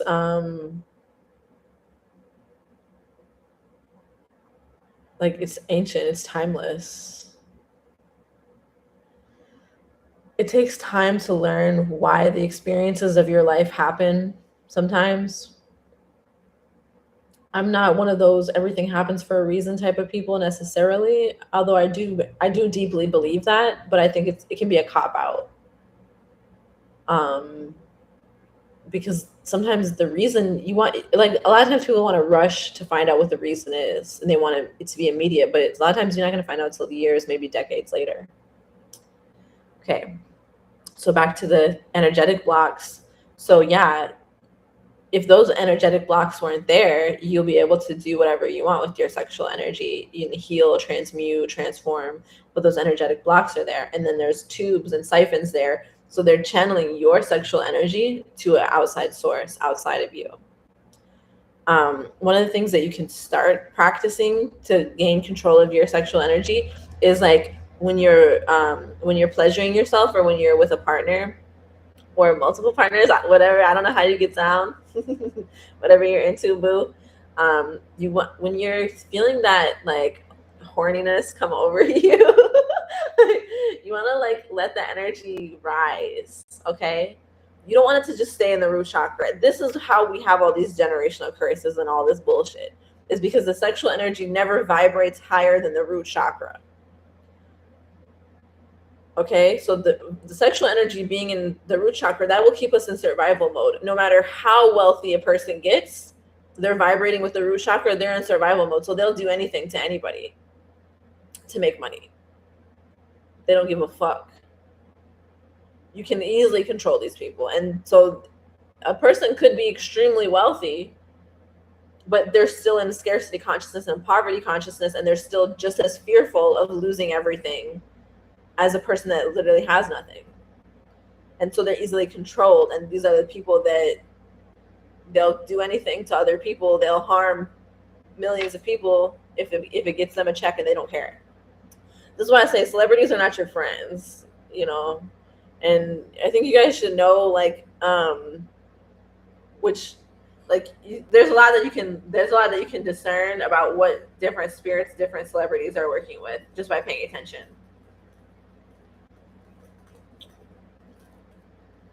So who's stealing? Okay, so when you have sexual energy and it's vibrating at the root chakra, it's being stolen. It's typically being stolen. It's being siphoned away.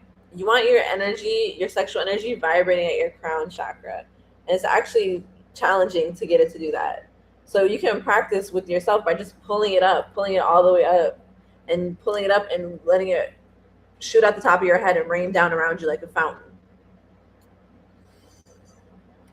So don't do it now unless, I mean, I can't stop you, but I want you to do it later when you're with yourself, because if you do it now, you could be opening yourself up to a lot of energies of all the different people that's on this chat. I kind of feel like somebody's doing it. You could be opening yourself up to a lot of energy right now, babe. So I would wait if I was you. My spiritual journey deeply started when I started work. Me too. Same. Um, it took me a while. I got this like intense activation right before I started doing sex work. And I didn't really know or understand that much about what was happening, but a few years into it, it was undeniable. Like I would be in the hotel room every time I would look up at the clock, it was 111, 222, 333, 444, 555, 606, 707. It would be 909, 1010, 1111, 1212, like every fucking hour, like clockwork. Haha. And I would see animals dead on the side of the road when I was driving city to city, and I would know like this is telling me something. Song lyrics would speak to me, pictures and symbolism would speak to me, and this when I really started waking up, and this was in 2012.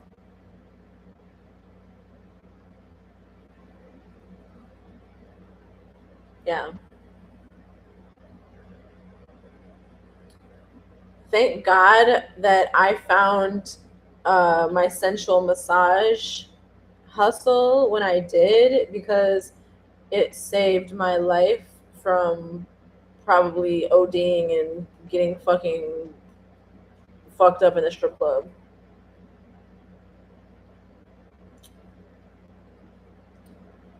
So we have y'all. This is so great. I'm really happy that you're here. I'm thoroughly enjoying this conversation. All the things that you guys are bringing up are so relevant. I really want to encourage you to join the Heaven on Earth app, which you can find on my website. You can find it on rootchakragoddess.love.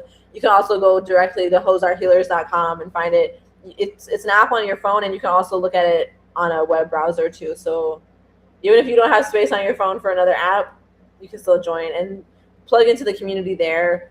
Please consider studying with us with a 6-month journey root lock. I was going to start next week, but I pushed it back to start on 11/11. And I love that so much more because some of you guys know that my tattoo is 11/11. 11/11 is special, and it gives us more time, for me to educate and expose more people to what this actually is and what we're actually doing. To me, this is the highest form of activism. I was a community organizer and activist for years, and there's a big difference between fighting for freedom and fighting for peace and actually having it. And fighting for it isn't going to get it. Not in that way. Let's see here. God, my hips and thighs are always so stiff, and I flinch whenever I try or other people try to touch that area. Talking about getting a massage. I want to do. Wait. Hold on a second. I missed all these comments. Yes, exactly. They manipulate. Talking about the demons and the jinn. Yeah, they manipulate you. Like a lot of people, I think that they're out here worshiping Santa Muerte and Jesus and whoever, and they're not. They're worshiping an entity that lied. They think like, oh wow, this entity chose me. That Santa Muerte chose me. That wasn't her though. It was the entity. So watch out for that. There's a lot of devotees that are not devoted to what they think they're devoted to, because they can lie. I can relate to holding people's energy since a kid. Yeah, exactly. Because like if you've already been conditioned to that in your family, it's easy. Like this is we really didn't even get into this whole side of the fact that like people that are sex workers or that end up becoming sex slaves or concubines or wives or whatever, that there's a grooming process that happens from birth. And then usually that person that's the empath, they're the person that was never allowed to have boundaries with other people in their family. They were always forced to take on everything for everybody. And so then it just becomes natural to keep doing it as a sex worker, as a spiritual worker even. And that's why I like talk to you guys about, and within my course sometimes, is like those boundaries that you have to have that you weren't allowed to have as a child. And so now it just seems natural to want to pursue a career in the holistic healing arts because you're such a good healer and you're so used to holding space for people. But you want to look at where's the trauma in that, and where was that not your choice? Because now you have agency, so you don't want to just unconsciously go down the track that you've been pushed towards. You want to choose it for yourself and know that. She said, hey, love, I have the exact same necklace. I just had a dream about the necklace. Wow. Whoa, that is so cool. I'm wearing like my black stones today. Like I have tourmaline. I have this bracelet from my grandmother, my ring, black obsidian, and then I have this arrowhead. Yeah. I want to do, oh, she said, this is so right on time. I'm going in for a hysterectomy on the 10th. Wow. Perfect timing. Perfect timing. This is such a point of power for you. So that creates a void. That creates a powerful portal of manifestation. And it puts you deeply aligned with crone wisdom, crone energy, crone goddess energy. So that's very beautiful. MashaAllah. God bless you. Perfect timing. I'm glad you're here. I want to do massage, but it's weird. My fingers are tense, LOL, so I don't think I'm very good at it. Okay, so that happens to a lot of people. Your hands and your fingers can get tense. So it's all part of this. Okay, it's the inner clenching. It's even related to the pelvic pain. It's spinal. Like I can feel it in my spine. So there's all these meridians. So if you guys are in my course, check out the recommended reading so that you can like look at these different meridians and stuff. And if you have a problem with like your hands being really tense, I would ice them. When I used to do sensual massage and I used to like see like clients back to back all day, and even as an esthetician and a makeup artist, I would ice my hands afterwards. I will get a bucket of ice water and I would submerge my hands for 60 seconds. Okay. And that reduces the inflammation. I don't have to do that anymore. I don't do massage like that anymore either, but I would get pain in my hands all the time. And it's just because so much energy is going through them. So a lot of times people think that it's whatever you've been doing or it's like sore muscles or something, but it's really that you're just like, you're massively increasing your capacity for energy flow through these meridians of your body. So that's why there's the pain. So just keep working with it. It just takes time. And as long as you're maintaining awareness of your physical sensations, that way you can address the pain. Like if there's swelling, ice it, and you can give yourself self-massage on your hands. And then you can also use tools. So if you don't like massaging with your hands, like for example, my selenite dagger, I'm going to use this for our cord clearing. I'm taking extra time with you guys because this is so important. And so luckily I have the ability to keep going. So like, for example, I might take the end of this. If like one of the things that I do, like I was showing you guys earlier, is I do womb massage. So if I have long nails or if my hands are hurting or something, I'll use an implement. And so instead of me going like this, I'll go like this. And they actually have this thing called the Theracane. And you can find it on Amazon. And it's like this like cane thing that has all these different knobs on it. You can use it for self-massage. You can even use a pen too, like for your foot reflexology or your hand reflexology. You can use a pen. They also have like tools for this available online. So check it out. Maybe that will help. I don't know what you guys were crying. I don't know what all these crying emojis are about. I don't know what I was talking about that time. All right. Yeah, but back to this comment. God, my hips and my thighs are always so stiff and I flinch whenever I try or other people try to touch that area. So that is a strong indicator that you're holding some excess energy there and that there's trauma there.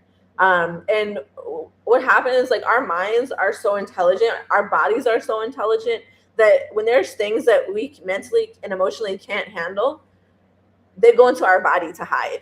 So then when we're in a safe place and we're grown, and we can handle it, we're like more mature and more emotionally intelligent, and we have created supportive systems and supportive relationships and communities for ourselves, then we can go into those things and we can bring them out of the body and we can heal them. And you're not going to get this like from mainstream medicine typically, you know, because they have products that they want to sell that they'll be able to make money off of people for a long time.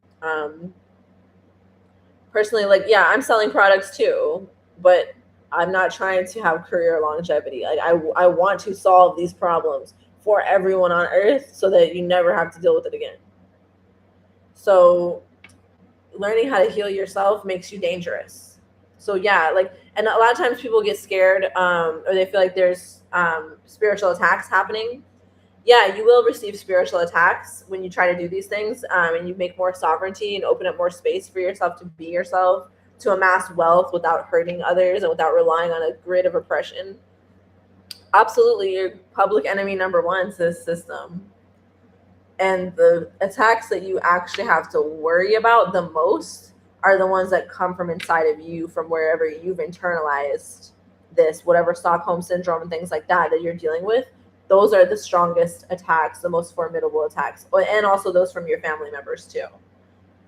So one reason why like a lot of people just can't have relationships, because I mean, it's scary, you know, it's scary to be so vulnerable, and then you have to be able to have trusted relationships. And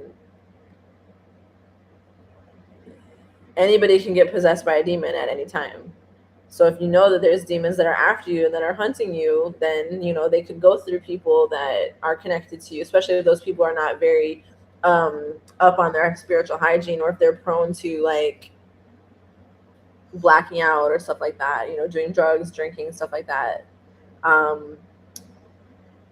And yeah, like when it comes to these things, like it's not about the person, it's about the demon and the entity possessing them. So there's prayers, cleansing, things that you should do and that you can do, and your intuition will guide you towards it. And again, I have courses and I have support and I do consultations and coaching too. So with the coaching, like one of the benefits of the coaching is that like I'm there for you, you know, like if there's something that comes up that I know about, I'll tell you about it. And the majority of people that come to me for help, it's because I can help them. It's actually not the majority. Everybody that comes to me for help, it's because I can help them, because I have very strict boundaries around this, and I'm not trying to just take your money and not help you. That's not what I'm about. I don't let people become my clients if I can't help them, and that's energetically. So I'm not a vibrational match to anybody that I can't help. And it's so crazy how so many of the people that I work with, we have life experiences that mirror one another. But it's not crazy at all, because this is systematic. This is systematic. How come so many of my clients look sort of similar to me, even if we're different ethnicities? Even if we're different ethnicities, how come we look like we could be related? It's interesting. Anyways.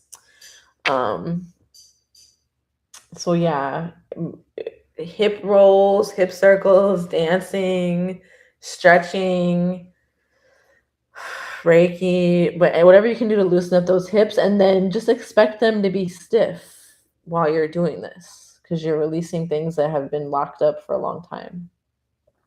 I'm so excited. I've been a constituency for 2.5 years, and I can tell you she's solid. Thank you. I love you. I got to screenshot that. That was too cute. All right. My mother had a hysterectomy in 2007. I'm sending you love and healing. God bless y'all. No way. I just got one of those last weekend. I've been using it hella. A selenite knife. Cool. You can get a massage wand of basically any crystal. Yes. Thanks for the tips. I'm practicing on my boyfriend. Haha, but it's not fair. He's so good at it. Hee hee. Yeah. It's good to get practice, get better at it, so you can spoil him like he spoils you. Yes, check my earlier message. Yes, that message. I love you guys. Okay, now what are we talking about over here? Can you? Oh yes. Okay. So I'm going to come back to that. This has all been so affirming. So much of what you've said has been things I've been afraid to know. Yes. So thank you for saying that, because that's one of the things that one of the reasons why a lot of my content and work is so triggering to so many people is because they already know what I'm saying is true and they don't want it to be true and they're afraid. So that's why one of the things I say all the time is like, because like sometimes people will go ham and get mad and stuff. And I know, and I have a post coming up this weekend that I know is about to cause a riot in these Instagram streets. So I can't wait. I posted it on Facebook and people just sort of see Facebook. I posted it on Facebook and people just either they didn't see it or they didn't read it, or if they didn't agree with it, they didn't say shit. But Instagram, I know Instagram people are ready to get it popping and fight. So let's go. So I'm gonna post that tomorrow. I'm gonna post that tomorrow. So stay tuned. Start shit Saturdays. But what was I even fucking saying? Oh yeah. So when people will like turn up, one of the things I'll say is like, okay, well, if what I was saying was so crazy and not true, like then you would just be like, haha, that's so stupid. That sounds crazy.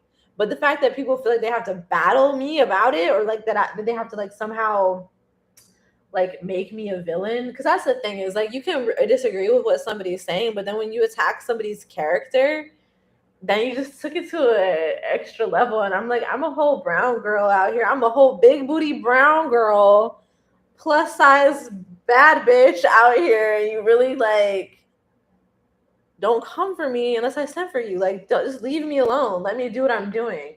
But I can't stand it when people try to act like I'm oppressing them. Like, I'm not. I'm sorry, what? I'm oppressing you with my Instagram post? Get the fuck out of here, bitch, please. All right, anyways, sorry, you guys have a little ego moment, you know. Now, yes, working on my hips has been so liberating and freeing. Question: can you remove the jinn that attaches to you as a result of molestation? Is that covered in the course? I'm a healer also, and I've recently started healing, but but it keeps coming back. Yes, it will keep coming back, because it's extremely challenging to remove these entity attachments. And I have people that I work with on that, which for people that work with me, I share those resources with you. I don't share those resources publicly, but I do share them with my clients and my students. Because there's like, when it comes to removing a jinn, you can't do it by yourself. You need help. But with the benefit of the course, with the Reiki, specifically the style that I teach, what you can do is line yourself up with getting that to happen. So like, for example, for me, like I knew something was wrong, and I have a video on YouTube which I talk about it. It's called How I Learned I Was Possessed by a Demon. So definitely check that video out. All of my videos, especially my recent content, like if you guys are into this, then just binge watch my shit and just watch it, because we have conversations like this all the time and so much stuff comes out, and it's all like, this is the topic, this is what we're talking about. Okay, we're talking like the title of this video, Clearing the Soul Ties of Sex Slavery, is literally what we're talking about all the time. But it sounds crazy, it sounds absurd, it sounds harsh or weird to people, but this is literally like, this is what we're doing. So yeah, like, so for me, from the time that I realized that I was possessed to the time that I was able to like feel like I was healed from the possession, like honestly, like I don't think that that's necessarily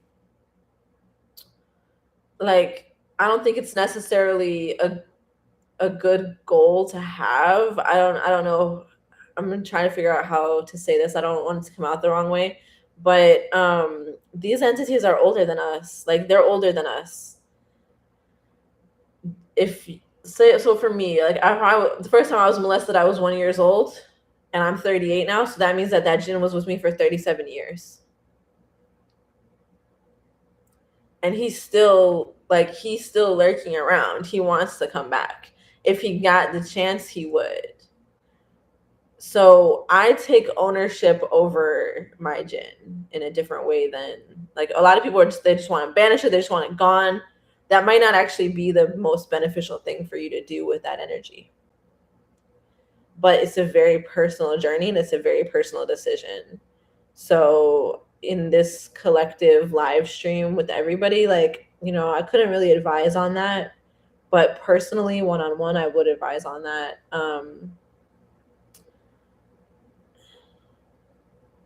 I like that. So what she said, I don't know how to say that. The Rakti, I went to the person that does Rukia. I went to said the primary goal is not to remove it, but to take your control back.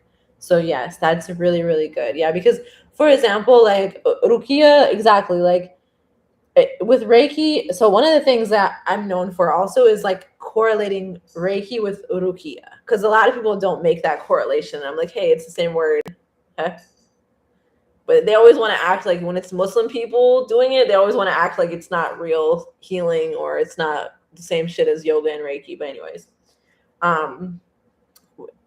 Muslims are very spiritual, and the whole practice of Islam is dedicated to protecting from jinn possession, because there's one demon that Muslims worship, and so they don't want any other demons getting in, because that demon will be supplicated through the prayers and through the practices, but no other demons are welcome. And you got to look at the geography too. Look at the proximity of the Muslim world to ancient Egypt, okay, and think about the reasons for why people adopted these practices.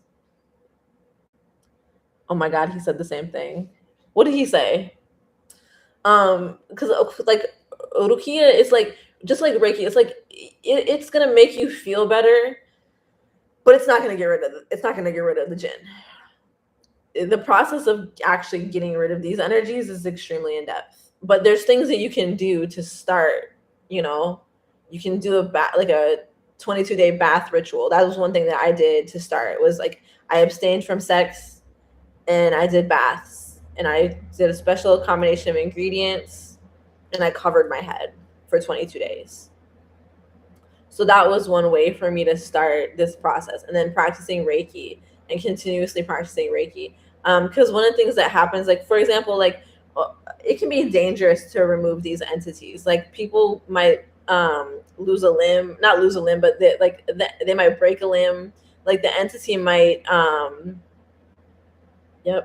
the entity might, like, while it's getting banished, it's pissed off, so it starts breaking shit. So it breaks the window, it breaks the practitioner's arm, it breaks the person's ankle, like whatever it can do. But that shows you that that's gone, that's leaving, because it can't really do that.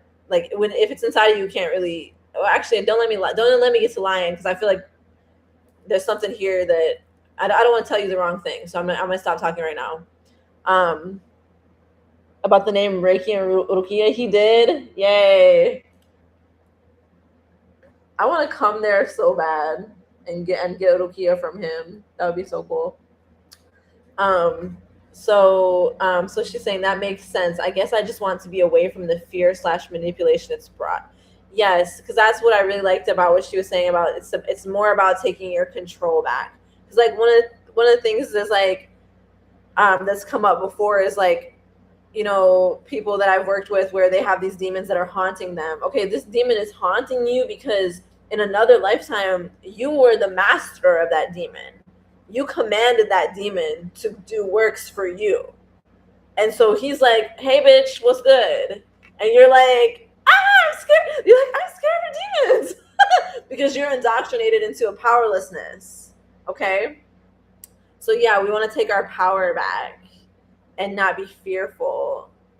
And these things will lie to us. They'll do whatever they need to get us alone, to be able to keep feeding on us. They don't want us to be over a certain level of happiness or contentment, because that will not give them the food that they need to live.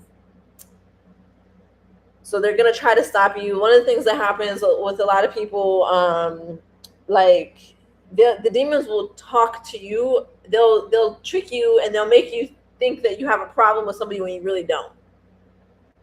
So that's part of the evil eye, and that's part of the relationship issues that come up.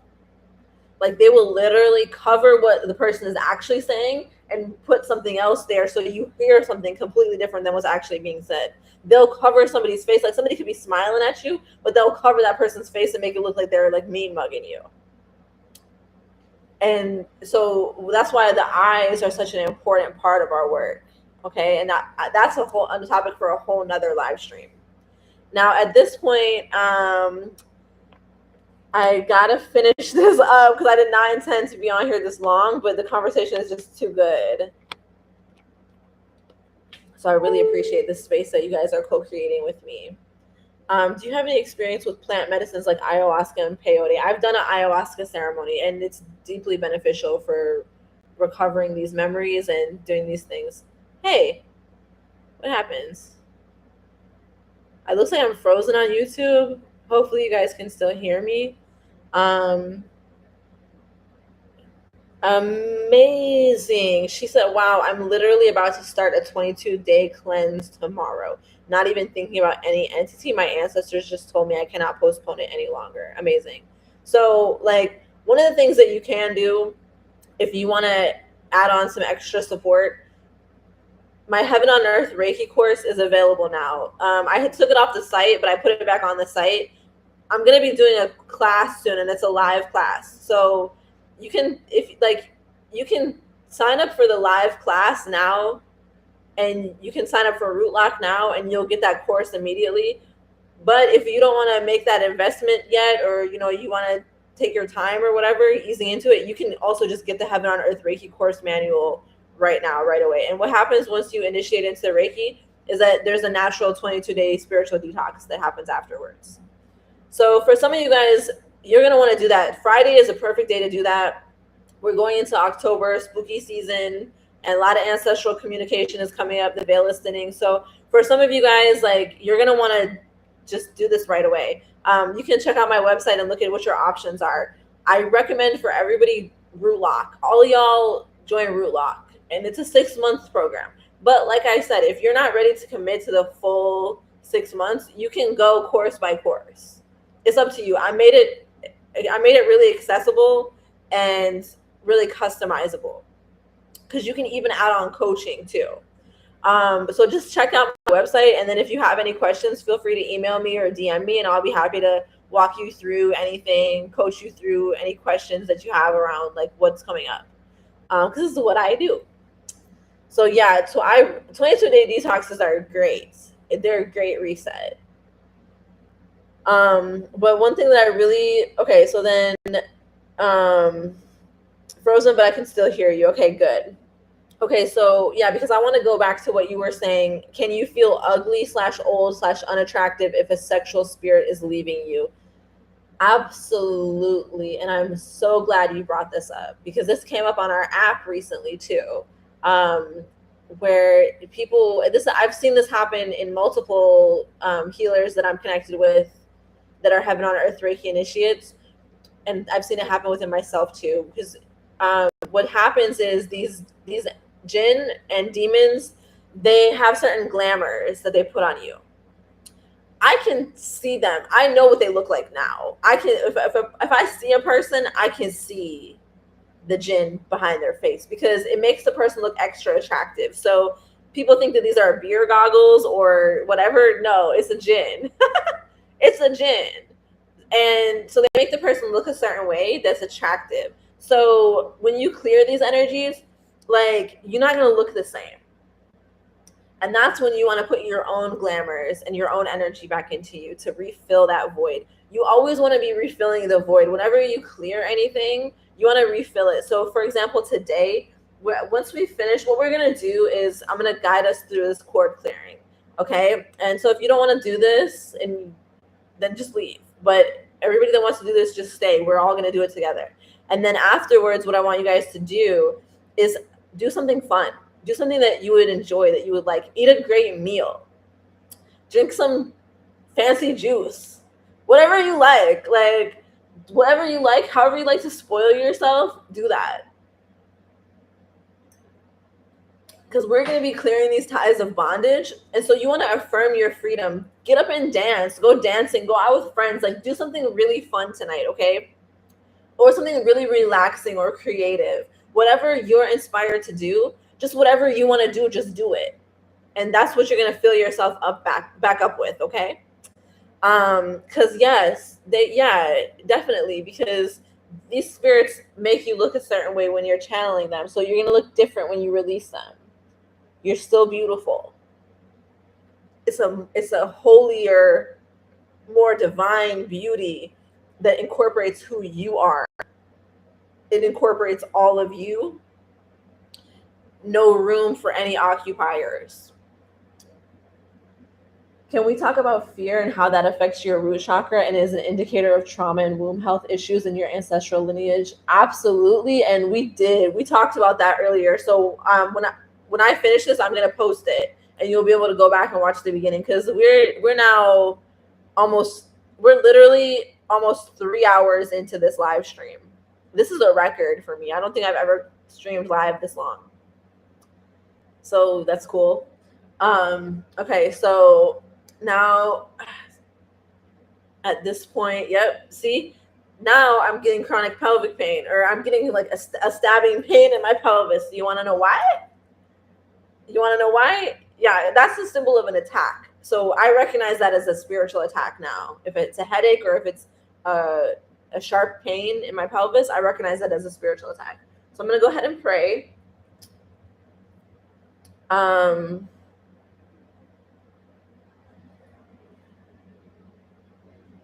get ready. So yeah, but yeah, we always talk about fear, because look, right now, it's the sensation of having to pee really bad. Something is pushing on my womb.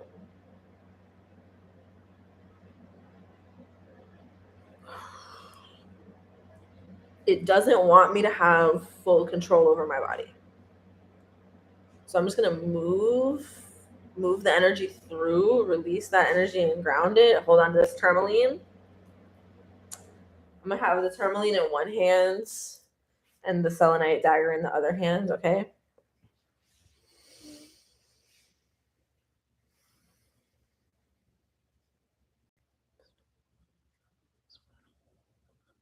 You're all invited to pray with me, your own prayers.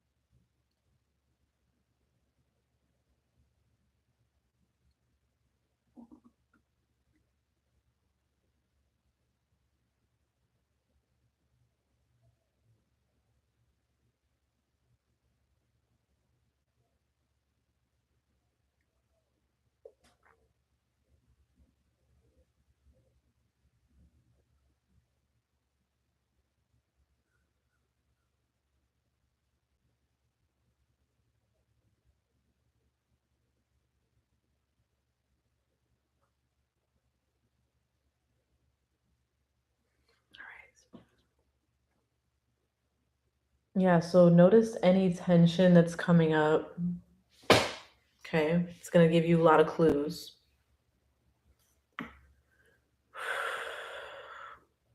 Whatever places where you have tension, where you have pain, where you have sensations that are uncomfortable right now, that's a good sign, because it's showing that the energy that we're intending to release is getting uncomfortable and it wants to leave.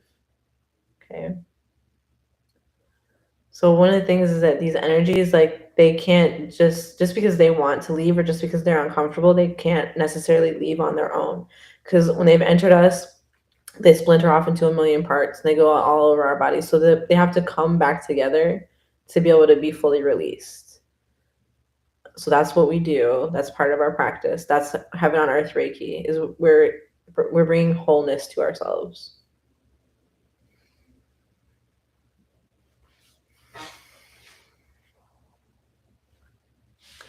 So unfortunately, I'm frozen on YouTube, but if you guys want to be able to actually watch me, you can come over to Instagram or Facebook.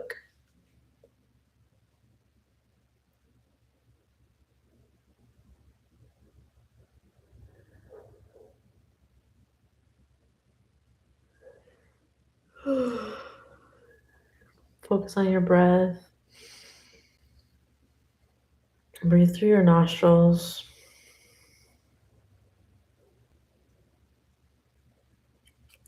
First, I'm going to our eyes. I'm clearing out any cords binding us to outdated ways of seeing ourselves. Cords related to appearing in the imagination of others. Excessive sexual fantasies that other people are having about us. Ways that we've come to see the world and see ourselves that don't serve us. I'm clearing the cords from around our ears, things that we heard that we didn't want to see, and in our eyes, things that we've seen that we didn't want to see. On all planes of existence throughout all of space and time. Clearing any miscommunication, communication errors, hijacking in communication that has kept us from being heard, being listened to, being believed. Clearing the back of the head from psychological warfare, mental manipulation, mind control tactics. Clearing the ears some more for any spiritual communication that was misusing your gifts against you.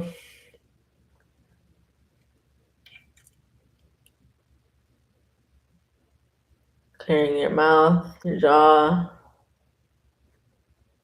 This is a wound of having your jaw forced open as a sexual servant.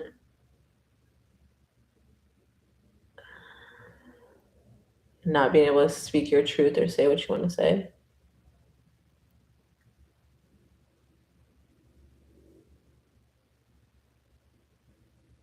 Connected to your ears, not being heard, not being listened to, your needs and your pleasure being ignored.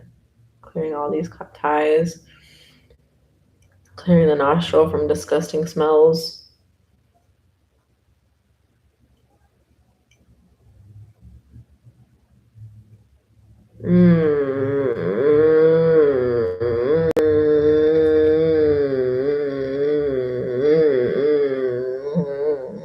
It's a memory of being bound and gagged. And releasing that. In this lifetime, you will only be bound and gagged at your choosing. You will not experience any form of sex slavery or sexual abuse that is not consensual. You're allowed to work through your trauma and your experiences any way that you choose to, whatever is best for you.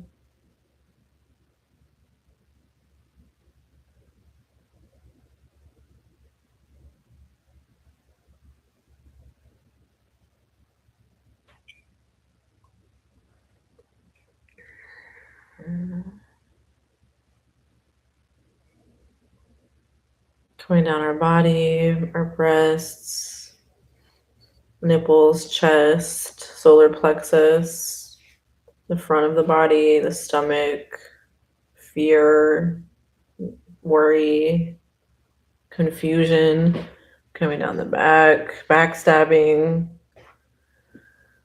love manipulation, a lover, a pretend lover.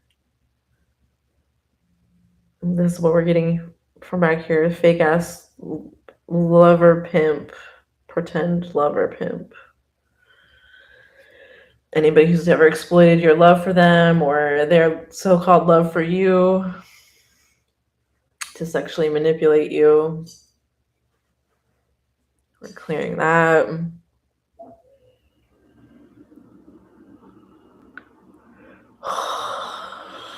Clearing fear from the kidneys, that generational fear, feeling like you have to do whatever horrible things in order to survive. You don't. Feeling like you have to do anything that you don't want to do to survive, and you don't. Clearing these. Ouch. Oh, the tailbone. So right here is where it gets really hard. The root chakra. I had a vision when I was walking the French Quarter a couple weeks ago. Because, you know, all slavery is sex slavery. All labor trafficking is sex trafficking. It's just what happens. And I was shown a new kind of sex slavery that I didn't know, which was they were literal sex slaves. They weren't just regular slaves that had been also sexually abused, but these sex slaves were enslaved for their sexual powers, and they were forced to wear these metal undergarments that had a lock, almost like a chastity belt type of thing is the only thing I can compare it to, but I've never seen anything like it, because it was like basically like a big ass metal underwear, like almost like a piece of like a knight's suit.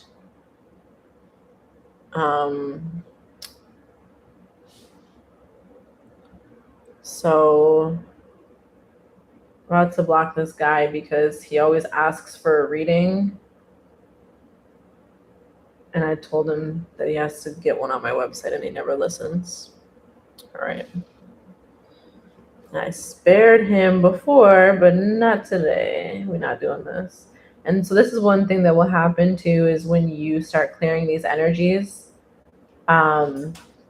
they'll pop up in different people in different places just to try to like get back in, get reconnected. So what I learned from this vision and from seeing that metal underwear thing is that, like, yes, there were certain people throughout time and space who were known to be so sexually gifted that they were enslaved for their sexual gifts, and that's why they had to be locked up in that way, because that was the primary value. So if there was somebody having sex with these people, then that would be, you know, they would be gaining power from those exchanges, and that was the whole point of keeping those people that way. So this is what a lot of us would have been in those times. This is what a lot of us would have been. Okay, so this is hard right here. The root chakra is where all the generational trauma, life experiences of early childhood, and past life memories is held. Okay, so this is really hard. So we're not going to try too hard. We're just going to lightly skim. And there's just millions of cords coming off. There's just millions of cords. If you guys are feeling any sensations in your legs or your butt, your hips, your thighs, your genital regions, or any other area of your body, let us know if you want to.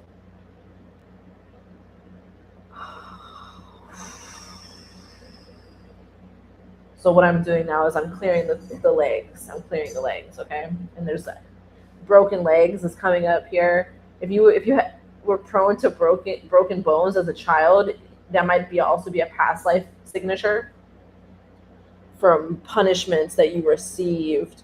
And also not just punishments that you received, but ways of getting out of things was to break a bone.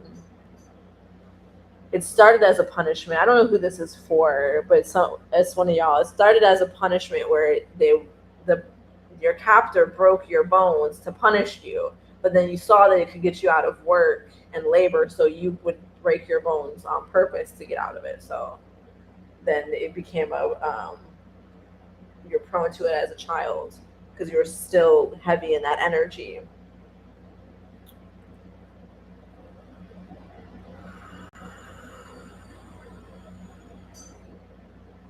trying to check in down there and crying. Yeah, so this is going to be really hard, okay? Let the tears flow. And this is what's so important about once we do this clearing, leaving from here and doing something that you enjoy. I recommend having a delicious meal. I'll probably go eat some Thai food. Yay! I love Thai food. And then I'm going to go out with my friends. Okay, so one of the things that's happening now, you guys are really releasing a lot. A lot is being released. These demons are like flying around everywhere, all mad.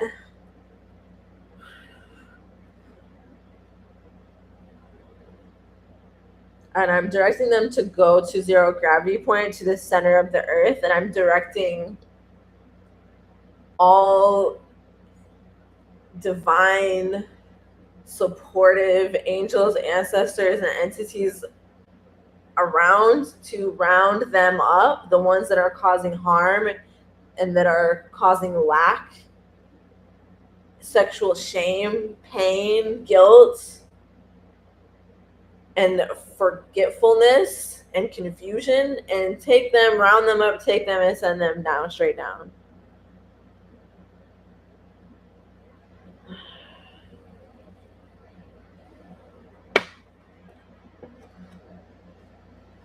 And we're continuously releasing while simultaneously drawing in starlight and sunlight and dark matter into the crown of our head to fill ourselves back up with our own sovereign energy, the universal life force energy that everything is created from.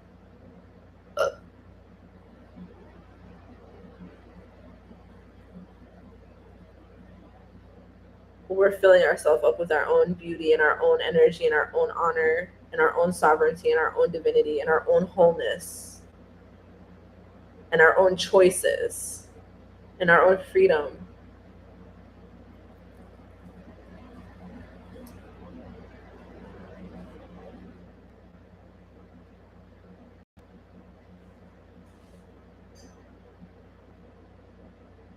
Basking in beauty. Basking in beauty. Now I'm taking these sunflowers and showing them to you guys. Let anything that's stuck in your eyes come into these sunflowers. Let anything that's stuck in you come into these sunflowers.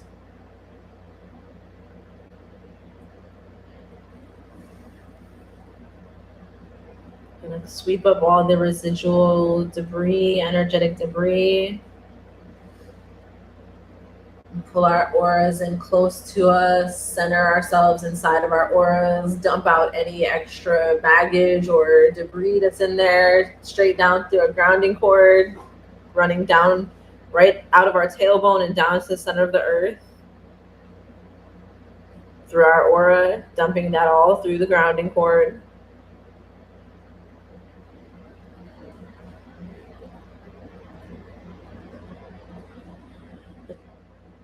In the chat, this is what's being said. I'm crying too.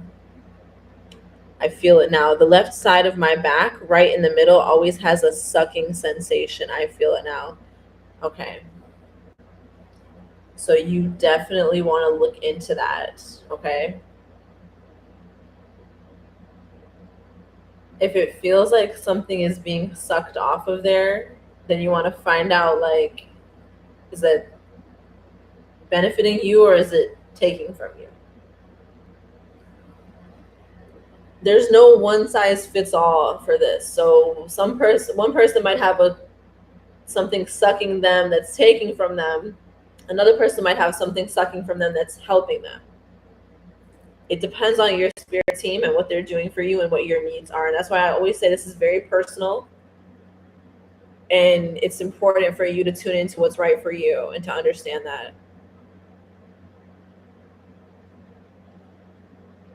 Dang, my reception started to act up. They didn't like that. They never do.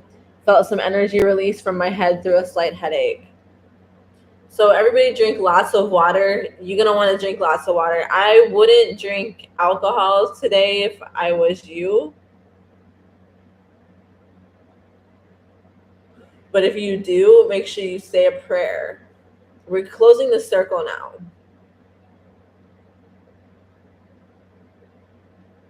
And returning all excess energy to zero gravity point. You're welcome. I'm going to take these flowers to the river. I'm holding them over my womb space right now to suck up any extra energy.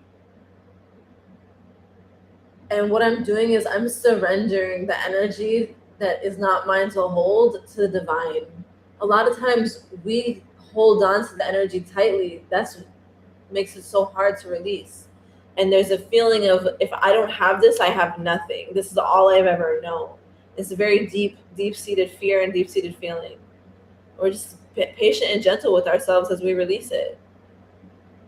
We're undoing generations of damage, generations of trauma, of people that loved us so much that they did whatever they had to do to survive.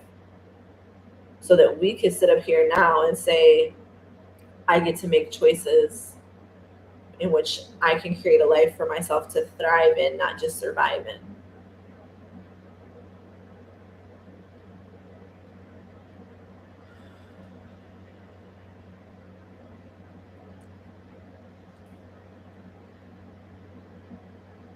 I kept feeling spasms in my legs. Since I've started clearing these generational wounds, curses slash entities, my right leg gets jolts of pain. So much cleared. It feels like I can move forward in my healing into my creation process. That is great. Yeah, if you get spasms in your legs, just let those spasms shake out as long as you possibly can. That's a good thing, because your energy meridians are releasing energy. Your muscles, there's a muscle called the psoas muscle, and it runs all up around the groin and down the legs, and it holds the trauma of childhood sexual abuse. So anytime your leg is shaking, let it shake. If you getting dick down really good and your leg is just going crazy, that's a good thing. That's a good thing. And you want to take note of the side. Which side is it? Because your left side is your receiving side, and your right side is your giving side. No, not spasms, more like bubble popping inside. Okay, that sounds like something's being released. So one of the things that we're going to study, the second part of Root Lock after the Heaven on Earth course, is the Ascension Intensive. And part of the Ascension Intensive is going to be about learning to recognize ascension symptoms, which are symptoms of your vibration getting higher and you getting closer to your true nature, your true divinity. And these symptoms can often be painful, and they'll have people running straight to the hospital. But we don't necessarily want that unless it's a complete emergency. Again, this is not medical advice. Like, I'm just some bitch on the internet, but hey, I might know what I'm talking about. I don't know, but I'm not trying to get caught up. They try to make it really hard for healers, and they try to set examples to keep us from speaking. So I'm not talking about having any cures or anything here. Everything that you do with this information is your own free will. I'm just here to help. But yeah, like a lot of the things that people go to the doctor or the hospital for, they're actually just ascension symptoms. So it's best to just ride them out. All right, you guys. Thank you for tuning in. We just made it to 3 hours. Well, I think I started a little bit late, so we have like 20 more minutes. We'd have to go 20 more minutes to make it to 3 hours. I don't think I'm gonna make it. It's dark in here. We done watched the sun go down. I'm about to go go walk to the river and enjoy this beautiful sky.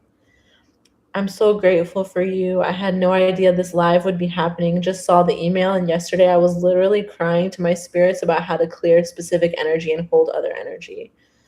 I'm so glad you're here. Thank you so much. You're welcome. I'm so glad you're here because I literally, like, I don't use my email list often. I really don't take advantage of it the way that I should because there's so much potential there with all the people that decided that they wanted to receive emails from me, and then I just barely ever send emails. But something told me that I just really wanted to make this available and accessible to my entire constituency, including my email list. It was important to me. So I sent the email out to let everybody know that this live was starting. I'm streaming on Facebook, YouTube, and Instagram, and I posted it on my app. If you guys want more support, then check out my website, join the app, work with me. I love to support you. This is what I do every day. This is what we always talk about. And nothing is too deep or too crazy or too weird. Okay? Yes, please send emails. I love emails. Okay, good. Well, I'm gonna be receiving some help. I just spoke with a supporter earlier that is excited about creating the newsletters, email newsletters. So that's pretty cool. I'm really happy to hear that you guys like them. I'm gonna keep using them, like start using them more. I really feel it in my bag today. Like this live stream, something just this is just I'm in my bag. Like this just took it to a whole nother level. And I was so scared to do this. If you guys go back and watch the beginning, you'll see, like, for those that missed it, I talked a little bit about why I was so scared to do this, but why I ultimately decided to. Can we smoke weed, or is it not recommended after this session? I say, like, whatever you guys are gonna ingest, including your food, pray over it. So, like, if you want to drink, if you want to smoke, that's fine. You know what you need best, and just pray over it. Just pray over it, and set your intentions for the medicine. And definitely, like I said, like, you want to do whatever you want to do, whatever's going to make you feel the best and feel like yourself, because you want to fill yourself back up with your own energy. So if that includes smoking, drinking, whatever, like, you know best what you like. But I just want you guys to be careful. I don't want you to open up to extra energies, because we just did some powerful clearing. Well, I smoked cannabis resin, but thank you so much, Sarah. It was amazing. You're welcome, boo. I'm male embodied in this life, but when I started my healing, the practices that came to me in order to heal are very similar to yours. Twerking has literally saved my life and has been one of the best methods for me to heal and feel fully embodied. And all I did was listen to my body, and it's just been magical. I don't know about other traditions, but in my tradition, in the Arab culture, men dance belly dancing just like women do. I don't think everybody knows that, but yeah, men dance belly dancing just like women do. It's a little bit different, but it's still belly dancing. I feel calm and relaxed and very grateful to be here. I'm glad. I just caught this live by chance, and it was what I needed. Thank you so much. You're so welcome. All right, you guys, I'm out of here. I'm going to share the live so you can watch any part of it that you missed. You can watch it again later. I love you guys so much. I'm so appreciative. I appreciate each and every one of you, and I thank you for tuning in. I honor you. I honor the commitment that you make to yourself and the commitment that you make to your ancestors and your future descendants and to all of humanity and to our earth. Thank you so much. Peace, healers. Masalama. Stay tuned.